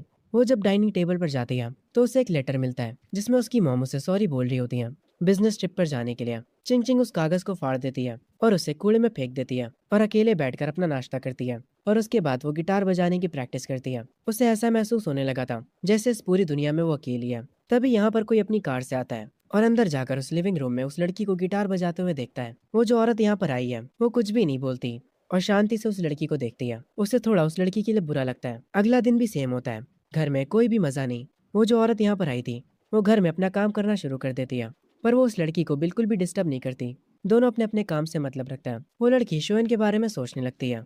तभी वो जो काम करने वाली औरत होती है वो लड़की उससे कहती है, मुझे आज बाहर जाना है। वो औरत कहती है, तुम्हें कहाँ बाहर जाना है? सीन शिफ्ट होता उसी पार्क में जहाँ पर वो लड़की शोएन से मिली थी। वो कह रही होती है, वो लड़का उस दिन के बाद से इस पार्क में नहीं आया, मैं बस किस्मत से उससे मिल गई थी। वो औरत जो उस लड़की के साथ आई होती है वो कहती है, अब हमें घर चलना चाहिए। पर वो लड़की कहती है, चलो कुछ पीने चलते हैं, मुझे एक बार बियर ट्राई करनी है। वो औरत कहती है, मैं एक ऐसी जगह को जानती हूँ जहाँ ज्यादा भीड़ नहीं होती। वो लड़की कहती है, चलो चलते हैं। सीन शिफ्ट होता है शोएन की शॉप पर। वेट्रेस बॉस से कहती है, आज भी वो सिंगर नहीं आया। बॉस कहती है, अरे कोई दिक्कत की बात नहीं है, हमारे पास यहाँ हमारा एक छोटा सिंगर भी तो है। शोएन कहता है, मेरी तरफ ऐसे मत देखो, मैं अभी भी एक बच्चा हूँ। वो वेट्रेस कहती है, हाँ क्यों नहीं, बस कुछ 100 महीने पुराने बच्चे। तभी यहाँ पर वो गिटार वाली लड़की आती है। शोयन उसे देखते ही पहचान जाता है। शोयन को ऐसा कहते देख शोयन की बॉस उससे पूछती है, क्या तुम दोनों एक दूसरे को जानते हो? शोयन कहता है, हम एक दूसरे को जानते हैं और नहीं भी, हम बस कुछ दिनों पहले ही मिले थे। ये कैसा इत्तेफाक है, हम दोबारा से मिल गए। शोयन और चिंग चिंग दोनों ही एक दूसरे को देखने के बाद काफी सरप्राइज होते हैं। जब वो सब एक टेबल पर बैठ जाते हैं तब शोयन उन्हें ड्रिंक्स ला कर देता है। बॉस शोयन से कहती है, क्या तुम आज कोई गिटार नहीं बजाने वाले? चिंग चिंग इस बात पर अपना सिर हिलाती है, जैसे वो शोयन से कह रही हो कि गिटार बजाओ। शोयन कहता है, ठीक है आज मैं गिटार बजाऊंगा, बस मुझे देखते जाइए, और मैंने सुना है कि आज रात कैश प्राइजेस भी हैं। बॉस कहती है, चिंता मत करो, तुम्हें प्राइजेस जरूर मिलेंगे। ये सुनने के बाद वहां से चला जाता है गिटार बजाने के लिए। वो जाकर स्टेज पर बैठ जाता है, और जब वो गिटार बजा रहा था सारे लोग आपस में बातें कर रहे थे। चिंग चिंग अपना ग्लास उठाती है, वो ड्रिंक को लेकर काफी क्यूरियस होती है। वो एक छोटी सी सिप लेती है। वो अपने मन में सोचती है, आखिर लोगों को ये क्यों पसंद है, ये ड्रिंक बेकार है। चिंग चिंग को ऐसा देखकर वहाँ की बॉस कहती है, क्या हुआ, तुम्हें पसंद नहीं आया? चिंग चिंग अपना सर हिलाती है। बॉस कहती है, इसी को तो ड्रिंक कहते हैं, सबको ये शुरू में बेकार लगती है पर फिर बाद में अच्छी लगने लगती है। शोयन मस्त अपना स्टेज पर गाना गा रहा होता है। चिंग चिंग के साथ जो औरत आई होती है वो शोयन को देखकर अपने मन में कहती है, आखिर ये इस गाने को इतने इमोशंस के साथ कैसे गा पा रहा है, ये तो अभी काफी छोटा है। वो शोयन को देख रही होती है। गाना खत्म होते ही शोयन स्टेज से नीचे आता है। उसकी बॉस कहती है, तुम भी आओ हमारे साथ ड्रिंक करो, तुम्हारा ग्लास उधर रखा है। ये सुनने के बाद शोयन खुश हो जाता है, पर वो गलती से जाकर चिंग चिंग का ग्लास उठा लेता है और उसे पी भी लेता है और उसे एक ही बार में खत्म भी कर देता है। बॉस इसे देखकर काफी हैरान हो जाती है। वो एक ऑकवर्ड स्माइल करने लगती है। चिंग चिंग ब्लश करने लगती है, उसके गाल पूरे लाल हो जाते हैं। वो तुरंत उठकर वॉशरूम की तरफ जाने लगती है। वो जो औरत चिंग चिंग के साथ आई थी उसका नाम वोंग है। वोंग शोयन को बताने ही जा रही होती है कि उसने अभी क्या करा है, पर वो सिचुएशन को देखकर रुक जाती है। बॉस शोयन से कहती है, तुम्हें क्या लगता है वो लड़की कैसी है? वो काफी सुंदर है ना? शोयन कहता है, हाँ वो काफी सुंदर है, मुझे बुरा लग रहा है कि वो बात नहीं कर सकती। ये सुनते ही वोंग कहती है, तुम क्या बात कर रहे हो, वो बस ज्यादा बोलती नहीं है, पर वो बोल सकती है। तभी चिंग चिंग वॉशरूम से आती है और वोंग से कहती है, चलो चलते हैं। उसकी आवाज सुनने के बाद शोयन कहता है, इसकी तो आवाज भी प्यारी है। बॉस शोयन से कहती है, जाओ इन्हें बाहर तक छोड़ कर आओ। शोयन कहता है, मैं समझ गया। शोयन उन्हें उनकी कार तक छोड़ने जाता है। वो चिंग चिंग के लिए कार का गेट भी खोलता है। शोयन चिंग चिंग से कहता है, रात में बाहर मत निकला करो, ये थोड़ा डेंजरस होता है। चिंग चिंग कहती है, मुझे तो तुम डेंजरस लगते हो, क्या तुम अपनी बात कर रहे हो? अभी अंदर शॉप में तुम मुझे घूरे जा रहे थे, यहाँ तक कि तुमने मेरे ग्लास से ड्रिंक किया। शोयन थोड़ा निराश होता और कहता है, ठीक है मैं मान लेता हूँ कि मैं तुम्हें देख रहा था, पर मुझे नहीं पता था कि वो तुम्हारा ग्लास है। चिंग चिंग कुछ नहीं कहती और यहाँ से चली जाती है। शोयन पीछे खड़े उसकी कार को जाते हुए देख रहा होता है। तभी हम कार के अंदर का सीन देखते हैं। चिंग चिंग हंस रही होती है और कहती है, तुम कितने बेवकूफ हो, तुमने सच कितनी जल्दी बोल दिया। हम देखते हैं शोयन को काफी बुरा लगता है, पर वो कुछ बोल भी तो नहीं सकता था। वो वापस से शॉप के अंदर जाता है। उसकी बॉस उससे पूछती है, क्या तुमने उसकी वीचैट की आईडी ली? शोयन कहता है, यार उसके बारे में बात मत करो, वो पक्का मुझे ठरकी समझ रही होगी। बॉस कहती है, मैंने तुम्हें इतनी अच्छी अपॉर्चुनिटी दी थी फिर भी तुम कुछ नहीं कर पाए। शोयन कहता है, अरे यार कोई बात नहीं, वैसे भी मुझे ये सब नहीं करना है। ये सुनने के बाद उसकी बॉस हंसती है। सीन शिफ्ट होता है शोयन के घर पर। उसकी मॉम उससे पूछती है, तो आखिर तुम्हारी समर जॉब है क्या, तुम हर दिन घर देर से आते हो? शोयन कहता है, मैं बार में एक मेल मॉडल बन के काम कर रहा हूँ। ये सुनते ही उसके पेरेंट्स काफी हैरान हो जाते हैं। उसकी मॉम काफी गुस्सा होती है और कहती हैं, तुम्हें पढ़ाने के लिए मैंने इतनी मेहनत करी है और तुम एक ऐसी जॉब कर रहे हो, अब से मुझे मॉम मत कहना। तभी शोयन कहता है, मेरी सैलरी 8,000 है। सैलरी सुनते ही उसकी मॉम का बिहेवियर एकदम से बदल जाता है और वो कहती हैं, आखिर काम तो काम होता है, तुम्हें वो बस ईमानदारी से करना चाहिए। हम सब मेहनत करके पैसे कमाते हैं तो इसमें कोई बुरी बात नहीं है। बाय द वे क्या हम तुम्हें वहाँ पर देखने आ सकते हैं? शोयन के डैडी सुनकर हैरान हो जाते हैं। तभी शोयन हंसता और कहता है, अरे मॉम मैं बस मजाक कर रहा था, मैं एक लॉन्च बार में बस एक वेटर हूँ। उसकी मॉम हैरान होती है और कहती हैं, तुम शैतान बच्चे। थोड़ी देर बाद शोयन अपने रूम में आ जाता है और वो अपने रूम में आकर ड्राइविंग लाइसेंस के लिए रिसर्च करने लगता है। वो अपनी ड्राइविंग का स्कोर देखता है जो कि 90 होता है। शोयन खुशी में उठता है और कहता है, मैं आज शाम को कुछ जरूरी काम निपटा लूंगा। सीन शिफ्ट होता है चिंग चिंग पर, जो कि अपने शूज के लेस बांध रही होती है। वो अपनी केयर टेकर मिस वोंग से कहती है, मैं कुछ समय के लिए बाहर जा रही हूँ। मिस वोंग उससे कहती है, और तुम कहाँ जा रही हो? चिंग चिंग कहती है, पहले तो मैं जाकर अपने डैड से मिलूंगी और उसके बाद कुछ चीजें खरीदने जाऊंगी। मिस वोंग कहती हैं, ठीक है मैं तुम्हारे साथ चलूंगी। क्या तुम्हारे डैड इस वीकेंड भी अपनी कंपनी में?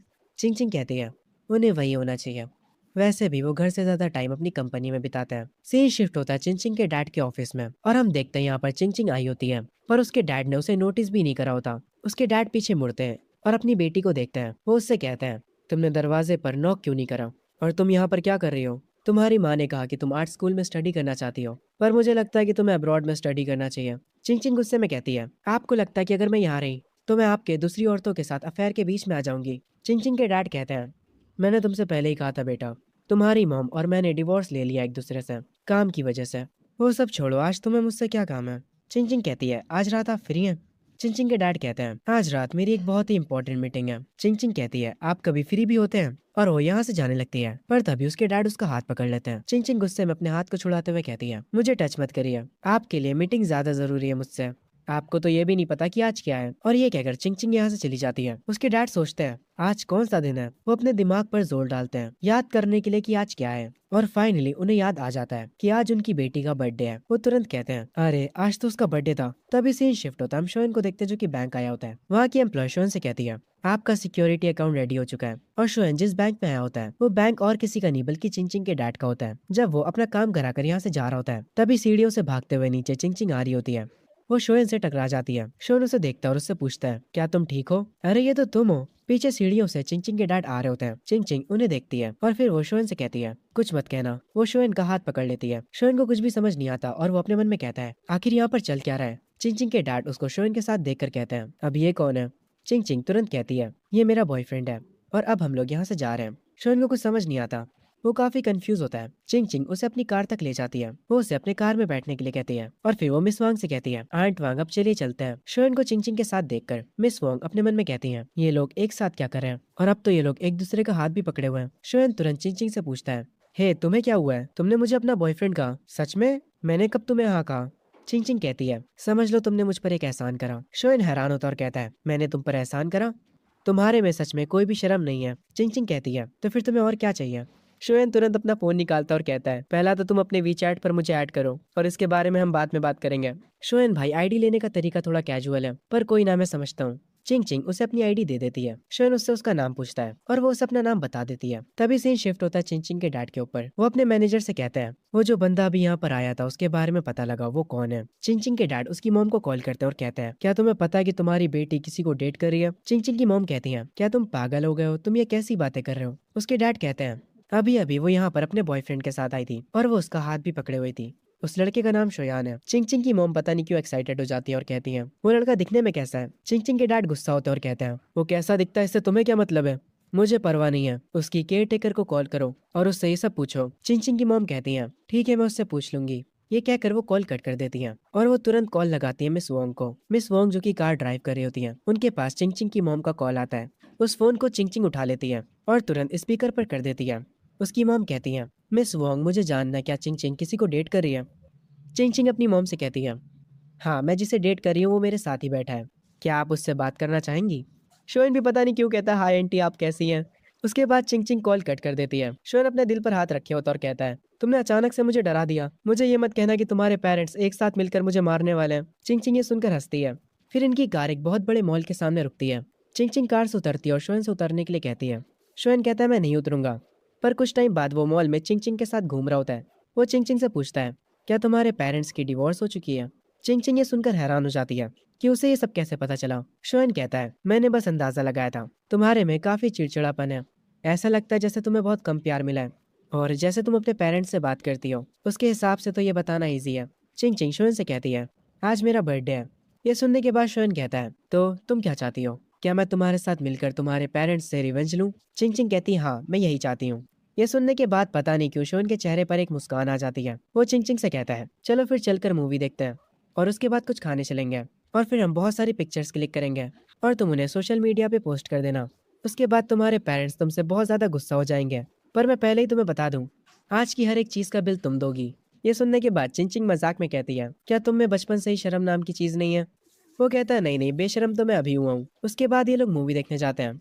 चिंग चिंग ड्रिंक्स और पॉपकॉर्न खरीदती है और क्योंकि चिंग चिंग ने एक ही पॉपकॉर्न का बॉक्स खरीदा होता है और एक ही ड्रिंक, इसे देखकर शोएन कहता है, तुमने बस एक के लिए ही क्यों खरीदा? चिंग चिंग कहती है, मैंने ये तुम्हारे लिए खरीदा है। मैं सोडा नहीं पीती और ना ही कोई जंक फूड खाती हूँ। ये कहने के बाद चिंग चिंग सिनेमा हॉल के अंदर जाने लगती है। पीछे से शोएन कहता है, हाँ हाँ आप तो फेरी क्वीन हो ना। उसके बाद वो दोनों थिएटर में बैठकर मूवी देख रहे होते हैं और जब चिंग चिंग स्क्रीन को देखती है तब उसके दिमाग में कुछ पुरानी यादें आ जाती हैं। जब वो छोटी थी और उसके पेरेंट्स उसे पिक्चर दिखाने लाया करते थे, उसे उन अच्छे दिनों की याद आती है। चिंग चिंग काफी देर से कुछ नहीं बोल रही होती। ये देखकर शोएन उससे कहता है, हे तुम इतनी देर से कुछ बोल क्यों नहीं रही हो? तुम्हें फोटोज क्लिक नहीं करने क्या? अपने पेरेंट्स को दिखाने के लिए चिंग चिंग थोड़ी निराश लग रही होती है। उसके बाद वो अपनी जेब से अपना फोन निकालती है और स्क्रीन की पिक्चर क्लिक करने लग जाती है। शोन ये देखकर कहता है, तुम स्क्रीन की पिक्चर क्यों क्लिक कर रही हो, हमें साथ में एक फोटो लेनी होगी। वो उससे उसका फोन ले लेता है और उसके साथ एक पिक्चर क्लिक करता है, पर फोटो खींचते ही चिंग चिंग उससे दूर हो जाती है। उस फोटो को देखने के बाद शोन थोड़ा उदास होता है और कहता है, अगर तुम्हें फोटो नहीं खिंचवानी तो ठीक है, तो मत खिंचाओ। तुम इतनी दूर क्यों बैठी हो, ऐसे हम फोटो नहीं खींच पाएंगे। उसके ये कहते ही चिंग चिंग उसके थोड़े पास आ जाती है। वो ब्लश कर रही होती है। शोन उसे और पास आने के लिए कहता है और उसे स्माइल करने के लिए कहता है, और फाइनली ये लोग एक अच्छी फोटो ले लेते हैं। तभी जो मूवी ये लोग देखने आए थे वो स्टार्ट हो जाती है। जैसे ही मूवी शुरू होती है शोन सो जाता है। चिंग चिंग अपनी और शोन की पिक्चर को देखती है और फिर वो शोन को सोते हुए देखती है, और क्योंकि अब शोन सो चुका है इसीलिए वो उन दोनों की फोटोज को देखकर स्माइल कर सकती है। वो तुरंत अपना सोशल मीडिया खोलती है और उस फोटो को बिना किसी कैप्शन के पोस्ट कर देती है और अपने अकाउंट से किसी को भी हाइड नहीं करती है। उसकी मॉम जो कि अपनी बिजनेस ट्रिप पर अपने लैपटॉप पर बैठी काम कर रही होती हैं, उनके पास नोटिफिकेशन आता है कि चिंग चिंग ने कुछ पोस्ट करा है। वो तुरंत उसके पोस्ट को चेक करती हैं और वो हैरान रह जाती हैं। वो तुरंत चिंग चिंग को कॉल करती हैं, पर चिंग चिंग का फोन नहीं लगता। उसकी मॉम तुरंत अपने मैनेजर से कहती हैं, मेरे वापस जाने की टिकट तुरंत बुक करो।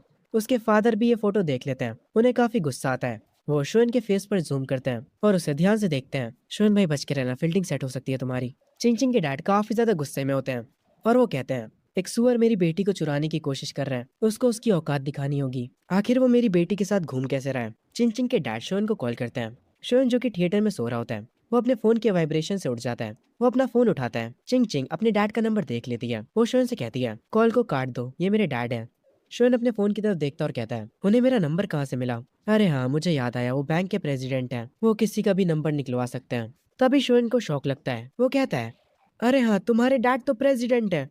और उसके बाद वो काफी खुश हो जाता है और कहता है, शायद से अब वो मुझे अपने पास बुलाएंगे और मुझे 1 मिलियन या शायद से 10 मिलियन देकर कहेंगे, मेरी बेटी से दूर हो जाओ, मैंने ये सब मूवीज में होते देखा है। शोन की ये बात सुनकर चिंग चिंग हंसने लग जाती है और कहती है, सपने देखना बंद करो। शोन कहता है, तुम्हें क्या लगता है मैं उनसे पैसे ले लूंगा। चिंग चिंग कहती है, तो क्या तुम्हारा पैसे लेने का इरादा है। शोन कहता है, अरे यार, मिलियन तो दूर की बात है, अगर वो मुझे $1000 भी देंगे तब भी मैं दूर चला जाऊंगा। चिंग चिंग ये सुनने के बाद हल्का सा उसे मारती है। उसके बाद वो लोग थिएटर से निकल आते हैं। इन लोगों ने मूवी देख ली होती है और फोटोज भी ले लिए होते हैं। शोन कहता है, अब मैं घर जा रहा हूँ। चिंग चिंग कहती है, तुम डिनर पे नहीं चलोगे मेरे साथ। शोन कहता है, अभी तो मेरा पेट भरा है, वैसे मुझे ये बताओ तुम कौन से कॉलेज जाने वाली हो। चिंग चिंग सोच में पड़ जाती है। शोन कहता है, ठीक है, भूल जाओ मैंने कुछ पूछा, वैसे मैं शंघाई में जा रहा हूँ। चिंग चिंग कहती है, मैं वॉशरूम होकर आती हूँ। शोन वहाँ खड़ा रहकर उसका वेट करता है। वो इधर उधर देख रहा होता है। तभी उसे कुछ गेमिंग मशीन दिख जाती हैं। वो उन मशीन्स के पास जाते हुए सोच रहा होता है, मेरी पास्ट लाइफ में मैंने टैडी निकालने की कितनी कोशिश करी थी ताकि मैं मेंग्याओ को इम्प्रेस कर सकूं, पर मैं बार बार फेल हो जाता था। पर जब आखिरकार मैं सक्सेस हो गया तो उसे उस टॉय से कोई फर्क ही नहीं पड़ा। शोन जो था वो यहाँ पर खड़े होकर एक टॉय को बाहर निकाल लेता है। तभी चिंग चिंग आ जाती है। शोन वो प्लशी उसे दे देता है। वो कहता है, ये तुम्हारा बर्थडे गिफ्ट है, पर फिर वो वापस ले लेता है और कहता है, ठीक है, इसे तुम मत लो। पर चिंग चिंग वो प्लशी उससे छीन लेती है और कहती है, मूवी के पैसे मैंने दिए थे और अब तुमने मुझे प्लशी दे दिया, अब हिसाब बराबर हुआ। शोएन भी कहता है, हाँ ठीक है, चलो अब यहाँ से चलते हैं। शोएन चिंग चिंग को उसकी कार में बैठा देता है और उसे बाय बोलता है। मिस वांग जो कि कार के अंदर बैठी होती है वो कहती है, तुम्हारी मॉम का मुझे कॉल आया था, वो आज रात वापस आ रही हैं और शायद से तुम्हारे डैड भी आएंगे। ये सारी बातें सुनकर चिंग चिंग काफी खुश होती है। उसने जो शोएन के साथ फोटो ली थी वो उस फोटो को अपने वॉलपेपर पर लगा लेती है। हम देखते हैं चिंग चिंग की मॉम अपने घर वापस आ चुकी होती है और वो अपने साथ एक गिफ्ट भी लाई होती है। चिंग चिंग भी अपने घर वापस आ चुकी होती है। उसकी मॉम उसके पास जाती है और कहती है, चिंग चिंग आखिर ये शोएन है कौन। चिंग चिंग कहती है, मैंने आपको कहा तो था वो मेरा बॉयफ्रेंड है, ये देखिए ये उसने मुझे गिफ्ट दिया है। उसकी मॉम कहती है, क्या हमने तुम्हें कभी किसी चीज की कमी होने दी है, तुम हमसे इतनी बदतमीजी कैसे कर सकती हो। चिंग चिंग चिल्लाते हुए कहती है, आपने सही कहा, सब मेरी ही गलती है, अगर मैं पैदा ही ना होती तो ये सब होता ही ना। ये कहकर चिंग चिंग अपने रूम में चली जाती है और अपने रूम में जाकर रोने लगती है। उसकी मॉम को ये देखकर बुरा लगता है। तभी उसके डैड आ जाते हैं और वो कहते हैं, तुमने पता करा क्या मैटर है, ये शोएन और चिंग चिंग वाला। चिंग चिंग की मॉम उसके डैड पर चिल्लाते हुए कहती हैं, ये सब तुम्हारी गलती है, तुम उसका बर्थडे भूल गए। उसके डैड कहते हैं, जरा देखो तो बोल कौन रहा है, तुमने उससे कुछ पूछा भी है। उसकी मॉम कहती है, नहीं, वो सीधी तरह से जवाब नहीं दे रही है। उसके डैड कहते हैं, तो अब हम क्या करेंगे। चिंग चिंग की मॉम कहती हैं, मैं खुद से उस शोएन नाम के लड़के को ढूंढूंगी और उससे इस बारे में बात करूंगी। सीन शिफ्ट होता है शोएन के ऊपर जो कि अपनी शॉप पर होता है और वो चैट पर चिंग चिंग से ही बात कर रहा होता है। वो उससे कह रहा होता है, मुझे अब रिग्रेट हो रहा है, मुझे तुम्हारे साथ डिनर कर लेना चाहिए था, अब मुझे काफी भूख लग रही है। चिंग चिंग भी अपने घर पर अपने पेरेंट्स के साथ डाइनिंग टेबल पर होती है। चिंग चिंग उसके मैसेज का रिप्लाई करते हुए कहती है, तुम्हारे साथ यही होना चाहिए था, अब तुम भूखे ही रहो। खैर फिर भी वो शोएन से पूछती है, अच्छा बताओ मुझे तुम क्या खाना चाहते हो। तभी शोएन को उसकी बॉस बुलाती है, पर फिर भी शोएन फोन में लगा होता है। उसकी बॉस कहती है, तुम्हारे सामने कस्टमर्स हैं, बाद में बात कर लेना। शोएन जल्दी से फोन को छोड़कर कस्टमर्स के पास जाता है। सीन शिफ्ट होता है चिंग चिंग के घर पर। उसके बर्थडे का जो केक बचा था। चिंग चिंग मिस वोंग से कहती है, आंटी वोंग आप इस केक को उस बार में पहुंचा दीजिए जहां हम गए थे। ये सुनने के बाद चिंग चिंग के पेरेंट्स कहते हैं, तुम ये केक किसके पास भेज रही हो। चिंग चिंग कहती है, शोएन के पास। ये सुनकर उसके मॉम डैड हैरान हो जाते हैं। सीन शिफ्ट होता है। आंट वांग उस केक को लेकर शोएन की शॉप पर आ जाती है। शोएन की बॉस कहती है, देखो तो जरा कौन आया है। आंट वोंग कहती है, हाँ मैं कुछ डिलीवर करने आई हूँ। शोएन कहता है, आंट वोंग आप आ गई। आंट वोंग कहती है, चिंग चिंग ने मुझसे कहा था कि मैं इस केक को तुम तक पहुंचा दूं। ये सुनने के बाद शोएन थोड़ा शॉक होता है और वो कहता है, वो सच में शायद से थोड़ी सी पागल है। ये सब देखने के बाद शोएन की बॉस कहती है, मुझे सच सच बताना तुम दोनों डेट कर रहे हो है ना। शोएन कहता है, आप ये किस बारे में बात कर रही हैं, मैंने बस उसकी मदद करी थी। मैंने उससे कहा था कि मुझे भूख लगी है, इसीलिए उसने मुझे ये केक भेज दिया। ये सुनने के बाद बॉस हंसते हुए कहती है, मुझसे मजाक मत करो, मुझे यकीन नहीं होता। तभी सीन शिफ्ट होता हमारे वे भाई पे। काफी टाइम बाद दिखा है ये लड़का। खैर इस टाइम पर वो कॉफी शॉप पर होता है मैन ग्याओ और उसकी दोस्त के साथ। वे उनसे पूछता है, तो तुम दोनों को मुझसे क्या काम है। मैन ग्याओ कहती है, मुझे बताओ कि आजकल शोएन क्या कर रहा है। वे बताता है कि वो पार्ट टाइम जॉब कर रहा है। ये सुनने के बाद मैन ग्याओ की दोस्त कहती है, मैं अब सब समझ गई, वो गरीब हो चुका है इसीलिए तुम्हें इग्नोर कर रहा है। वैसे भी लड़कियों के पीछे भागने में पैसे खर्च होते हैं। वो ये सुनकर कहता है, नहीं नहीं तुम बिल्कुल गलत सोच रही हो, वो अपने आने वाले ड्राइविंग टेस्ट के लिए बिजी है, वो हमारे साथ अब गेम भी नहीं खेलता। मैन ग्याओ कहती है, तो वो मुझे इग्नोर क्यों कर रहा है। तभी सीन शिफ्ट होता है शोएन पर, जो कि अपने रूम में बैठा चैट पर चिंग चिंग से बातें कर रहा होता है। वो उसे कल के केक के लिए शुक्रिया बोलता है। चिंग चिंग भी उससे बातें करते हुए उसके रिप्लाई में कहती है, वो केक बहुत ही ज्यादा बड़ा था इसीलिए हम उसे खत्म नहीं कर पाए। तब मुझे समझ आया कि मैं उस केक को तुम्हें भी भेज सकती हूँ। शोएन चैट पर उससे पूछता है, चिंग चिंग तुम्हारे और दोस्त नहीं है क्या। ये सुनने के बाद चिंग चिंग थोड़ा शांत हो जाती है और कहती है, तुम्हें इससे क्या मतलब। शोएन कहता है, ऐसा लगता है मैंने सच बोल दिया, कल के केक की वजह से मैं तुमसे अच्छे से बोल रहा था, मैं तुम्हारा एक अच्छा दोस्त बन सकता हूँ। चिंग चिंग कहती है, तुम्हारा शुक्रिया पर इसकी जरूरत नहीं है। शोएन अपने बेड पर लेट जाता है और पूछता है, तुम क्या कर रही हो। चिंग चिंग बोलती है, तुम्हारा इससे क्या मतलब है। शोएन कहता है, मैं बस क्यूरियस हूँ तुम्हारे जैसे अमीर बच्चे अपना टाइम पास कैसे करते हैं। वो कहती है कि मैं कॉमिक्स पढ़ती हूँ, क्या तुम्हें भी वो पसंद है। शोएन कहता है, हाँ मुझे बहुत पसंद है। शोएन कहता है, मैंने जो कॉमिक्स पढ़ी है वो तुमने भी कभी नहीं पढ़ी होंगी। ये सुनने के बाद चिंग चिंग कहती है, आखिर तुम ऐसा क्या पढ़ रहे हो। शोएन कहता है, मैं तो एच मानवा पढ़ता हूँ। ये सुनने के बाद चिंग चिंग उसे ठरकी बोलती है। तभी सीन वापस से वे पर शिफ्ट होता है। वो गुस्से में मेनग्याओ से कहता है, पहले शोएन हर जगह तुम्हारा पीछा किया करता था, पर क्या तुमने कभी उस पर ध्यान दिया है। ये सुनने के बाद मेनग्याओ की दोस्त कहती है, तुम लड़कों को लगता क्या है, अगर तुम हमें अच्छे से ट्रीट करो तो हम तुम्हें हाँ कर देंगे। ये सुनते ही वे कहता है, अगर वो तुम्हें पसंद नहीं था तो तुम्हें उसे रिजेक्ट कर देना चाहिए था, पर तुम उसका फायदा उठाती रही, तुम उससे भी बातें करती रही और उसी टाइम पर तुम दूसरे लड़कों के साथ भी फ्लर्ट कर रही थी। आखिर इसमें तुम्हें मजा क्या आता है। मेनग्याओ की दोस्त कहती है, तुम ये क्या क्या कह रहे हो। वे अपनी कॉफी को उठाते हुए कहता है, तुम प्ले गर्ल्स ऐसे ही बात करती हो। तभी हम शोएन के डैड को देखते हैं, जो कि अपनी चाय के मजे लेते हुए न्यूज़पेपर को पढ़ रहे होते हैं। तभी यहाँ पर शोएन आ जाता है। वो अपने डैड से कहता है, डैड मुझे आपसे कुछ बात करनी है। उसके डैड कहते हैं, अगर तुम्हें पैसे चाहिए तो अपनी माँ से मांग लो। ये कहकर वो वापस से चाय पीने लगते हैं। शोएन कहता है, असल में मुझे ड्राइविंग स्कूल के लिए साइन अप करना है। ये सुनने के बाद उसके डैड कहते हैं, मुझसे पैसे मत मांगो, मैं बहुत गरीब हूँ। पर तभी शोएन एक अजीब सी स्माइल के साथ कहता है, अरे डैड वो बाथरूम की सीलिंग वहाँ पर भी तो शायद पैसे थे और टीवी स्टैंड के नीचे भी पैसे थे। मुझे पता है कि आप पिछले 6 महीनों से पैसे जमा कर रहे हो। ये सुनते ही उसके डैड की चाय गिर जाती है और वो कहते हैं, तुम्हें ये सब कैसे पता। शोएन बस हंसता है। उसके डैड कहते हैं, ठीक है मैं कल लिविंग रूम के टेबल पर पैसे रख दूंगा। ये सुनने के बाद शोएन कहता है, ये हुई ना बात, मैं अब काम पर जा रहा हूँ।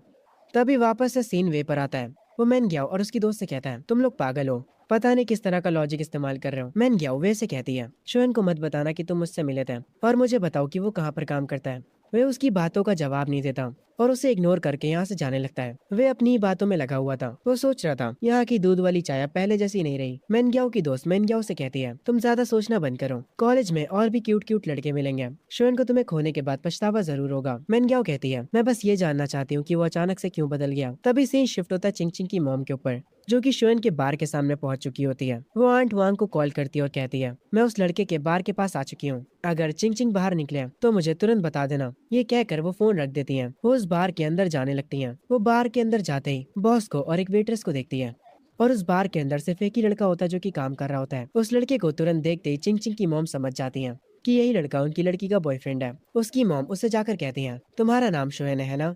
शोएन कहता है, हाँ वो मेरा ही नाम है, पर आप कौन है। वो जाकर एक टेबल के पास बैठने लगती है और कहती है, मैं चिंग चिंग की मॉम हूँ, क्या हम थोड़ी देर के लिए बात कर सकते हैं। शोयन बिना कुछ कहे उनके पास जाकर बैठ जाता है। बॉस ये सीन देखकर वेट्रेस से कहती है, ये लो आ गई मुसीबत। चिंग चिंग की मॉम कहती है, तो मुझे बताओ तुम मेरी बेटी से कहाँ पर मिले थे? शोयन कहता है, हम एक लेक के पास मिले थे और फिर इस बार में एक बार मिले थे और मैं उससे तीसरी बार उसके बर्थडे पर मिला था। ये सुनने के बाद उसकी मॉम कहती है, तो तुम बस मेरी बेटी से 3 बार ही मिले हो और तुम लोग अभी से डेट करने लगे? ये सुनने के बाद शोयन कहता है, आंटी आप अपनी खुद की बेटी को नहीं जानती क्या? क्या उसकी पर्सनैलिटी ऐसी है कि एक लड़के से 3 बार मिलने के बाद वो उसे डेट करने लगेगी? चिंग चिंग की मॉम शोयन को देखने लगती है। उनकी आंखें सरप्राइज से भरी होती हैं। शोयन उनसे काफी अच्छे से बात कर रहा होता है। खैर तभी अचानक से चिंग चिंग की मॉम कहती हैं, मुझे बताओ तुम कौन से कॉलेज में जाना चाहते हो? शोयन कहता है, मैं शंघाई में जाना चाहता हूँ, जो कि स्कूल ऑफ फाइनेंस है। ये सुनने के बाद चिंग चिंग की मॉम कहती हैं, तुम एक आम लड़के हो, तुम्हारे लिए फाइनेंस चुनना एक स्मार्ट चॉइस नहीं है। ये सुनने के बाद शोयन कहता है, मेरा गोल है बहुत अमीर बनने का। ये सुनने के बाद चिंग चिंग की मॉम के चेहरे पर एक अजीब सी स्माइल आती है और वो अपने मन में कहती है, इसकी हाइट भी अच्छी है और इसका फेस भी और इसकी पर्सनैलिटी भी। अगर ये सच में अपने सपनों को पूरा कर लेता है तो शायद से मैं हाँ कर दूं। खैर आगे वो शोयन से कहती हैं, मैं यहाँ पर तुम्हें ब्लेम करने नहीं आई थी। मुझे कोई दिक्कत नहीं अगर तुम चिंग चिंग के दोस्त हो तो, पर मैं उम्मीद करती हूँ कि तुम लाइंस को क्रॉस नहीं करोगे। तुम एक स्मार्ट बच्चे हो, तुम्हें पता होगा मेरा क्या मतलब था इससे। शोयन कहता है, फिक्र मत करिए आंटी, मैं सब समझ गया। चिंग चिंग की मॉम अपना फोन उठाती है और कहती है, क्या हम एक दूसरे को वी चैट पर ऐड कर सकते हैं? शोयन हाँ कर देता है। उसके बाद वो उस म्यूजिक बार से निकल आती है। वो अपनी कार में बैठी होती है और काफी ज्यादा थकी हुई लग रही होती है। तभी सीन शिफ्ट होता है वे पर, जो कि अपने घर पर बैठा गेम खेल रहा होता है। असल में वो कॉल पे शोयन से बात कर रहा होता है। शोयन दूसरी तरफ से कहता है, वे चलो चलते हैं, कल ड्राइविंग स्कूल के लिए साथ में साइन अप करते हैं। ये सुनने के बाद वे कहता है, इतनी जल्दी? शोयन कहता है, जितनी जल्दी हम ये कर लेंगे उतनी ज्यादा हमारी टेंशन कम होगी। वे कहता है, ठीक है मैं अपने पेरेंट्स से पूछकर बताता हूँ। तभी सीन शिफ्ट होता है चिंग चिंग के घर पर। वो कुछ खा रही होती है, तभी उसकी मॉम आती है। वो अपनी बेटी से ऐसे ही कुछ बातें करती हैं। फिर आगे वो उससे पूछती हैं, तो तुम्हें कौन से कॉलेज जाना तुमने चूज करा? चिंग चिंग कहती है, मैं शंघाई में जा रही हूँ। ये सुनने के बाद उसकी मॉम अपने मन में कहती हैं, ये तो वही कॉलेज है जिसमें वो लड़का शोयन जा रहा है। वो अपनी बेटी से दोबारा पूछती हैं, क्या तुमने सच में डिसाइड कर लिया है? चिंग चिंग बालकनी की ओर जाते हुए कहती है, हाँ मैंने डिसाइड कर लिया है। हम वे को देखते हैं जिसको लेने के लिए शोयन आया होता है अपनी स्कूटी पर। वे उससे कहता है, तुम कुछ ज्यादा ही जल्दी नहीं आ गए? जल्दी पीछे बैठ जा, हमें चलना भी है। वे बताता है कि उसके डैड ने उसे 2800 युआन दिए हैं। शोयन बताता है, मेरे डैड ने मुझे 3500 दिए हैं। तेरे और मेरे पैसे मिलाकर 700 तो हो ही जाएंगे। ये हमारा पहला स्टेप होने वाला है मिलियनर बनने की ओर। वो लोग हंसते हुए जा रहे होते हैं। आगे ये लोग ड्राइविंग स्कूल पहुंच जाते हैं। वहाँ का कोच कोल्ड ड्रिंक पी रहा होता है। वो उन दोनों से कहता है, पहले जाओ और रास्ते की फील लेकर आओ। वे पहले गाड़ी में बैठता है और टेस्ट देने के लिए रेडी हो जाता है। शोयन पीछे वाली सीट पर बैठा होता है। वे कार ऑन करते हुए बोलता है, हे शोयन तू ट्राई करना नहीं चाहेगा? शोयन कहता है, नहीं मेरे लिए ड्राइव करना इजी है। ये सुनने के बाद कोच कहते हैं, बच्चे चीजों को देखना और उन्हें खुद से ट्राई करना अलग होता है। ये सुनने के बाद शोयन कहता है, अंकल क्या आपने लॉन्च कंट्रोल और ड्रिफ्टिंग के बारे में सुना है? ये सुनने के बाद वे और वो कोच दोनों ही हैरान हो जाते हैं। कोच हंसते हुए कहता है, बच्चे बकवास बंद करो और हमें दिखाओ अगर तुम ये सच में कर सकते हो तो। वो कोच कहता है, ये लो चाबी और ट्राई करना चाहोगे? शोयन कहता है, हाँ क्यों नहीं, चलो वे ड्राइवर की सीट से उतरो, मुझे ट्राई करने दो। शोयन ड्राइविंग सीट पर आकर बैठ जाता है। वे काफी चिंता में होता और कहता है, शोयन क्या तुम सच में ये कर लोगे? तुम हमें ठोक तो नहीं दोगे ना कहीं? शोयन कहता है, रिलैक्स कर यार, तुझे पता तो है मैं अपनी जान जोखिम में नहीं डालता मजे के लिए। चलो अंकल अब मैं तुम्हें दिखाता हूँ लॉन्च कंट्रोल। वो कोच कहता है, अगर तुमने रिवर्स में पार्किंग कर ली तो तुम यहाँ पर आकर कभी भी प्रैक्टिस कर सकते हो। शोयन कार को ऑन करता है और एक ही ट्राई में रिवर्स पार्किंग कर लेता है, जिसे देखकर वो कोच हैरान रह जाता है और वे भी। वो उससे कहता है, शोयन क्या तुम छुप छुप कर कार चलाना सीख रहे थे? शोयन कहता है, नहीं यार मुझ में बस नेचुरल टैलेंट है। ये कहकर वो दोनों टेस्ट देकर बाहर आ जाते हैं। वे अभी तक हैरान होता और कहता है, तुमने साइन अप करते ही रिवर्स पार्किंग कर ली, तुम कमाल के हो यार। अगर तुम पास हो गए और मैं फेल हो गया तो ये काफी शर्म की बात होगी। शोयन कहता है, अरे नहीं यार तुम भी पास हो जाओगे और फिक्र मत करो, तुम्हें और भी मौके मिलेंगे मेरे सामने एम्बेरस होने के। तभी शोयन को किसी को कॉल आता है। वो कॉल को उठाता है और कहता है, कौन बोल रहा है? और वो कॉल असल में चिंग चिंग के फादर का होता है। शोयन उनसे कहता है, अंकल मेरी पहले ही चिंग चिंग की मदर से बात हो चुकी है, क्या आपको किसी और चीज के बारे में बात करनी है? तभी चिंग चिंग के फादर कहते हैं, क्या तुम आज शाम फ्री हो? मुझे तुमसे कुछ बात करनी है, मुझे बस अपना एड्रेस भेज दो, मैं तुम्हें लेने के लिए एक ड्राइवर को भेज दूंगा। शोयन उन्हें बता देता है कि वो ड्राइविंग स्कूल में अभी, और ये कहकर वो फोन रख देता है। वे उससे आकर पूछता है, किसका फोन था भाई? शोयन कहता है, अरे मेरे होने वाले ससुर जी का। ये सुनते ही वे हैरान हो जाता है और कहता है, तुम सच में उस लड़की को डेट कर रहे हो? शोयन वे से कहता है, यार तुम खुद से ही घर चले जाना, असल में मुझे कहीं और जाना है। सीन शिफ्ट होता है चिंग चिंग के फादर के ऑफिस में। शोयन वहाँ पर आया होता है। वो शोयन से बैठने के लिए कहते हैं। शोयन कहता है, अंकल चैन मेरे और आपकी बेटी के बीच क्या चल रहा है? मैं वो सारी चीजें उसकी मॉम को समझा चुका हूँ। चिंग चिंग के डैड कहते हैं, मेरी बेटी ने डिसाइड करा कि वो शंघाई म्यूजिक एकेडमी जाना चाहती है। मैं चाहता हूँ कि तुम अलग कॉलेज को चूज करो, पर इस बात पर शोयन मना कर देता है। चिंग चिंग के डैड कहते हैं, इतनी जल्दी ना मत बोलो, अगर तुम मेरी बात मान लेते हो तो जब तुम ग्रेजुएट हो गए तो मैं एक अच्छी सी जॉब तुम्हारे लिए तैयार रखूंगा। शोयन को ये सुनकर थोड़ा गुस्सा आता और वो उठकर कहता है, बस बस क्योंकि मैं उस कॉलेज में जा रहा हूँ जिसमें आपकी बेटी जा रही है। आप चाहते हो कि मैं अपना कॉलेज बदल लूं? अंकल चेन, क्या आप मुझे नीचा दिखा रहे हैं? आपकी बेटी और मेरे बीच कुछ भी नहीं है। हमारी तो जल्दी एक दूसरे से बात होना भी बंद हो जाएगी। पहले मैं हमेशा उस तरह जीता था जैसे लोग कहते थे, पर अब मैं एक अलग जिंदगी जीना चाहता हूँ। अब अगर कोई मुझे कोई काम करने को मना करता है तो मेरा उस काम को करने का और मन करता है। ये कहकर शोएन जाने लगता है। वो जाते जाते कहता है, आप जब भी लोगों से बात करते हो तो क्या आप खुद को उनसे अपर लेवल का समझते हो, या तो सिर्फ ये तब होता है जब आप मेरे जैसे किसी से बात कर रहे हो। ये कहने के बाद शोएन यहाँ से चला जाता है। अंकल चेन सोच में पड़ जाते हैं। वो तुरंत चिंग चिंग की मॉम को कॉल करते हैं और उनसे कहते हैं, मैंने उस लड़के से बात करी और मुझे ऐसा लगता है कि मैंने चीजों को और खराब कर दिया। चिंग चिंग की मॉम उनसे कहती है, मैंने पहले ही कहा था, वो आम लोगों जैसा नहीं है। तुम उससे खुद से बात करना चाहते थे, है ना? और अब तुमने कर ली और देखो क्या हो गया। अब तुम अपनी बेटी से क्या कहोगे? ये कहकर वो कॉल काट देती है। चिंग चिंग अपने घर पर बैठी गिटार बजा रही होती है। तभी उसके फोन पर शोन का मैसेज आता है और उस मैसेज में वो कहता है, क्या तुम आज बार में आओगी? मेरा आज गिटार बजाने का मन कर रहा है। चिंग चिंग कहती है, मुझे टाइम बताओ। शोएन कहता है, मैं म्यूजिक बार में 11 बजे तक रहूंगा। अगर तुम आती हो तो मैं ओरिजिनल सॉन्ग बजाऊंगा तुम्हारे लिए। ये सुनते ही चिंग चिंग थोड़ा हैरान होती है। वो अपने मन में कह रही होती है, ओरिजिनल सॉन्ग? उसके बाद वो उसके मैसेज का रिप्लाई करते हुए कहती है, ठीक है मैं आऊंगी। शोएन कहता है, ठीक है मैं तुम्हारा इंतजार करूंगा। चिंग चिंग काफी खुश लग रही होती है। तभी से ही शिफ्ट होता है बार में। चिंग चिंग अपने गिटार के साथ वहां आ जाती है। शोयन उसे देखने के बाद कहता है, तो तुम आ गई, जहां मन चाहे बैठ जाओ। मैं तुम्हारे लिए पानी लेकर आता हूँ और फिक्र मत करो, इस बार मैं तुम्हारे कप से पानी नहीं पीऊंगा। ये सुनने के बाद चिंग चिंग ब्लश करने लगती है। आगे वो उसे पानी लाकर देता है और उसके सामने बैठकर कहता है, चिंग चिंग पहले तो मैं तुमसे माफी मांगना चाहूंगा। मेरी तुम्हारे डैड से बात हुई थी आज शाम में। उन्होंने कुछ ऐसी चीजें कही थी जिससे मुझे काफी गुस्सा आया था। मैंने तुम्हें आज इनवाइट इसलिए किया ताकि मैं उन्हें गुस्सा दिला सकूं। ये सुनने के बाद चिंग चिंग कहती है, कोई ना, मुझे बुरा नहीं लगा। मैं जानती हूँ उन्होंने क्या कहा होगा। उसके बाद चिंग चिंग कहती है, तुमने कहा था कि तुम एक ओरिजिनल सॉन्ग प्ले करोगे मेरे लिए। शोएन उठता है और हंसता है और उससे गिटार मांगता है। तभी यहाँ पर चिंग चिंग की मॉम आ जाती हैं। वो इधर उधर देखने लगती हैं। शोएन जाकर स्टेज पर बैठ जाता है और सबसे कहता है, मैं अब एक ओरिजिनल सॉन्ग गाने जा रहा हूँ। ये गाना होने वाला है, अगर एक दिन मैं रिच बन गया तो। चिंग चिंग की मॉम उसके पास आकर बैठ जाती हैं। ये सुनने के बाद चिंग चिंग हंसती है। उसके बाद शोएन गाना शुरू करता है।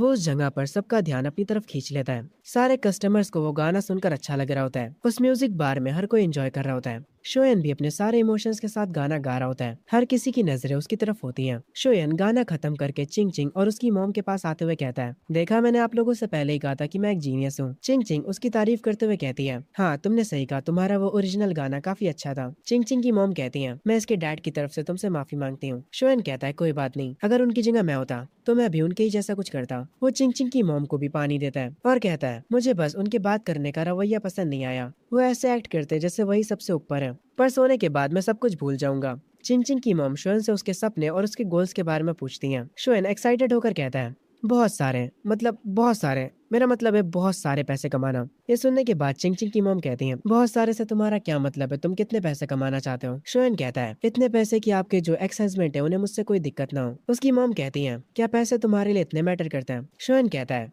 गरीबों की ज्यादातर प्रॉब्लम्स पैसे ना होने की वजह से आती है, और आजकल तो चीजें और खराब है। उसकी मॉम कहती है, कैसी चीजें खराब है? शोयन शर्माते हुए कहता है, अरे मेरा मतलब था जैसे शादी के रिश्ते आना और तुम्हें लड़की वाले रिजेक्ट कर देते हैं क्योंकि तुम कम पैसे कमाते हो। ये सुनकर चिंग चिंग की मॉम हंसने लगती है और वो कहती है, तो तुम्हारे हिसाब से एक अच्छा आदमी किसे कहते हैं? उसके पास कौन सी क्वालिटीज होनी चाहिए? शोएन कहता है, मैं आपको एग्जाम्पल के साथ बताता हूँ। एक बंदा है जो कि KFC से $50 का खाना खाना चाहता है। उसके हिसाब से वो खाना बहुत ही महंगा है, पर अगर वही खाना उसकी वाइफ या फिर उसकी बच्ची मांगे तो वो बिना सोचे समझे उन्हें वो खिलाएगा। एक अच्छा आदमी ये होता है। ये लोग काफी देर तक आपस में बातें करते हैं, इतनी देर तक कि ये लोग टाइम देखना भी भूल जाते हैं। आखिर में शोएन इन्हें बाहर तक छोड़ने जाता है। चिंग चिंग की मॉम को धीरे धीरे शोएन पसंद आने लगता है। वो उसे एक्सेप्ट करना स्टार्ट करने लगती है। वो शोएन से कहती है, तुम्हारे साथ बात करके काफी अच्छा लगा। अगर कभी चिंग चिंग तुमसे दोबारा मिलना चाहेगी तो फिक्र मत करो, मैं उसके साथ नहीं आऊंगी। शोएन कहता है, आंटी आप परेशान मत होइए, मैं हमेशा अपने वादे निभाता हूँ। ये सुनने के बाद चिंग चिंग और उसकी मॉम कार में जाकर बैठ जाते हैं। शोयन खिड़की पर कहता है, चिंग चिंग तुम अपना गिटार बार में ही भूल गई। ये सुनने के बाद चिंग चिंग कहती है, तुम उस गिटार को रख सकते हो कुछ दिनों के लिए, पर हाँ मुझे वापस देना मत भूलना। वो उसे बाय बोलती है। शोएन कहता है, ठीक है फिर तुम्हें इंतजार करना पड़ेगा अगली बारी का जब हम मिलेंगे। खैर उसके बाद उनकी कार यहाँ से चली जाती है। तभी यहाँ पर शोएन की बॉस आती है और वो कह रही होती है, लगता है ये एक रोम कॉम की शुरुआत है। शोएन उनकी तरफ देखता है। बॉस हंसते हुए कहती है, तुम अपनी सासू माँ से 2 बार मिल चुके हो और अभी भी नाटक कर रहे हो। आखिर ऐसा कैसे हो सकता है कि तुम्हें इतनी प्यारी चिंग चिंग पसंद नहीं? ये सुनने के बाद शोएन कहता है, अगर आप खूबसूरती को प्रायोरिटी बनाकर ये सब चीजें कह रही हैं तो ऐसे तो मैं आपको भी पसंद करता हूँ। ये सुनने के बाद बॉस हंसने लगती है और कहती है, जाओ अपना गिटार पकड़ो और अंदर जाकर गाना गाँव। सीन शिफ्ट होता है ड्राइविंग टेस्ट पर। वे गाड़ी चलाना सीख ही नहीं पा रहा होता। वो गाड़ी को इधर उधर घुमा रहा होता है। कोच भी उस पे काफी गुस्सा करता है। आखिर में वो गाड़ी से उतर जाता और कहता है, मुझे काफी अनोइंग लग रहा है, मैं कभी दोबारा तेरे साथ ड्राइविंग सीखने नहीं आऊंगा। मेरा सारा मोटिवेशन तेल लेने चला गया। शोएन कहता है, अरे यार तुम कितने बेकार हो इस चीज में। तभी वे शोएन से पूछता है, अच्छा मुझे बताओ तुम्हारी गर्लफ्रेंड कैसी दिखती है। शोएन कहता है, वो बहुत ही ज्यादा खूबसूरत है। दोनों ऐसे ही बातें करने लगते हैं। उसके बाद शोएन अपनी जॉब पर आ जाता है। वो वहाँ पर अपना फोन निकालता है। वहाँ पर वो ग्रुप चैट चेक करता है जिसमें स्कूल का एक स्टूडेंट कह रहा होता है, ऐसा लगता है कि शोएन का टेस्ट भी काफी अच्छा गया है, पर क्या वो इंग्लिश में पास हो पाएगा। अगर कोई कॉलेज उसे लेता है तो मैं लाइव स्ट्रीम पर आकर टट्टी खाऊंगा। सब लोग बेसिकली शोएन का मजाक उड़ा रहे होते हैं,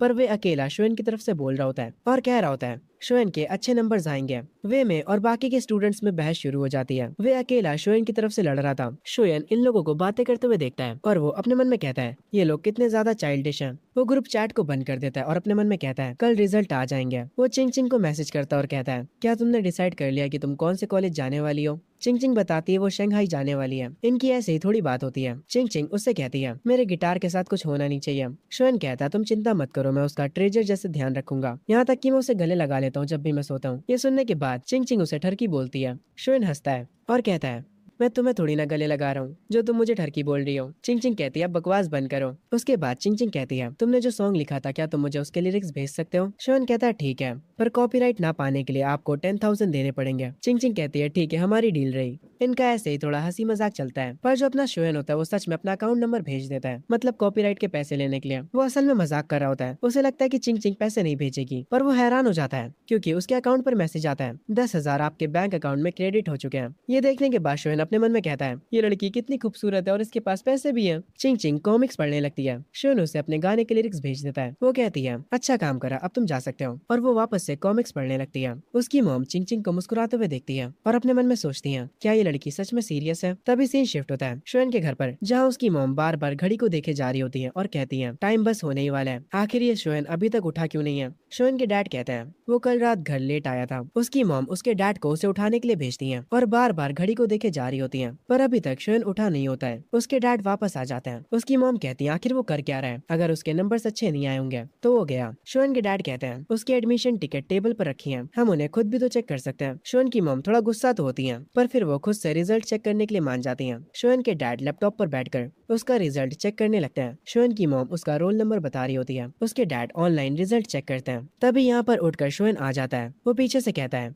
तो क्या आप लोगों को मेरा रिजल्ट मिल गया। उसकी मॉम कहती है, वही ढूंढ रहे हैं, क्या ये इंटरनेट सही नहीं चल रहा है। शोएन अपना फोन निकालते हुए कहता है, एक सेकंड रुकिए, मैं अपने फोन पर चेक करता हूँ। और जब वो अपनी इन्फॉर्मेशन डालता है तब उसका रिजल्ट उसके फोन पर आ जाता है और शोएन का स्कोर आया होता 558, जिसे देखकर उसकी मॉम कुछ ज्यादा ही खुश हो जाती हैं। उसके इंग्लिश के नंबर्स देखकर उसके डैड इतने शौक हो जाते हैं कि वो कहते हैं, क्या तुमने इंग्लिश में चीटिंग करी थी। शोएन हंसते हुए कहता है, नहीं, मैं बस लकी था, मैंने हर एक चीज सही गेस करी थी। शोएन का जो रिजल्ट होता है वो टॉप टियर होता है, जिसे देखकर उसके पेरेंट्स काफी ज्यादा खुश होते हैं। शोएन की मॉम कहती है, जल्दी से इसके ग्रैंडपा और इसकी ग्रैंडमा को कॉल करिए और उन्हें ये खुशखबरी बताइए और बाकी सारे रिलेटिव्स को भी।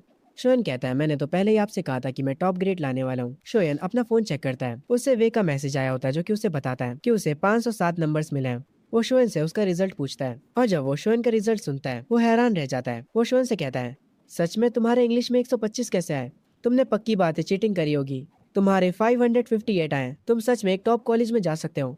वे शोएन के लिए खुश होता है। उनकी स्कूल की ग्रुप चैट में काफी शोर मच रहा होता है। वे अपने मन में कहता है, अभी तो मैं तुम लोगों को एक सरप्राइज देने वाला हूँ। तो मैं शोएन का रिजल्ट बताकर वो ग्रुप चैट में शोएन का रिजल्ट सेंड कर देता है और उसका रिजल्ट देखने के बाद पूरी की पूरी चैट क्रेजी हो जाती है। वो चैट फुल ऑफ रिएक्शन से भर जाती है। सब लोग शोएन की तारीफ कर रहे होते हैं। दूसरी तरफ हम मेनग्याओ को देखते हैं जो कि अपने फोन पर उसी ग्रुप चैट को देख रही होती है और अपने मन में कह रही होती है, आखिर ये कैसे पॉसिबल हो सकता है। शोएन ने 558 स्कोर किया है। वो लड़का पहले मेरे पीछे पागल था और मैं उसे अटेंशन भी नहीं देती थी। आखिर ये सब कब चेंज हो गया, आखिर क्यों, वो मुझे छोड़ने के बाद और बेटर कैसे हो गया। ये कहते वक्त मेनग्याओ की आंखों से आंसू बहने लगते हैं और वो अपने फोन को वापस से अपनी पॉकेट में रख लेती है और वो गहरी सोच में डूब जाती है।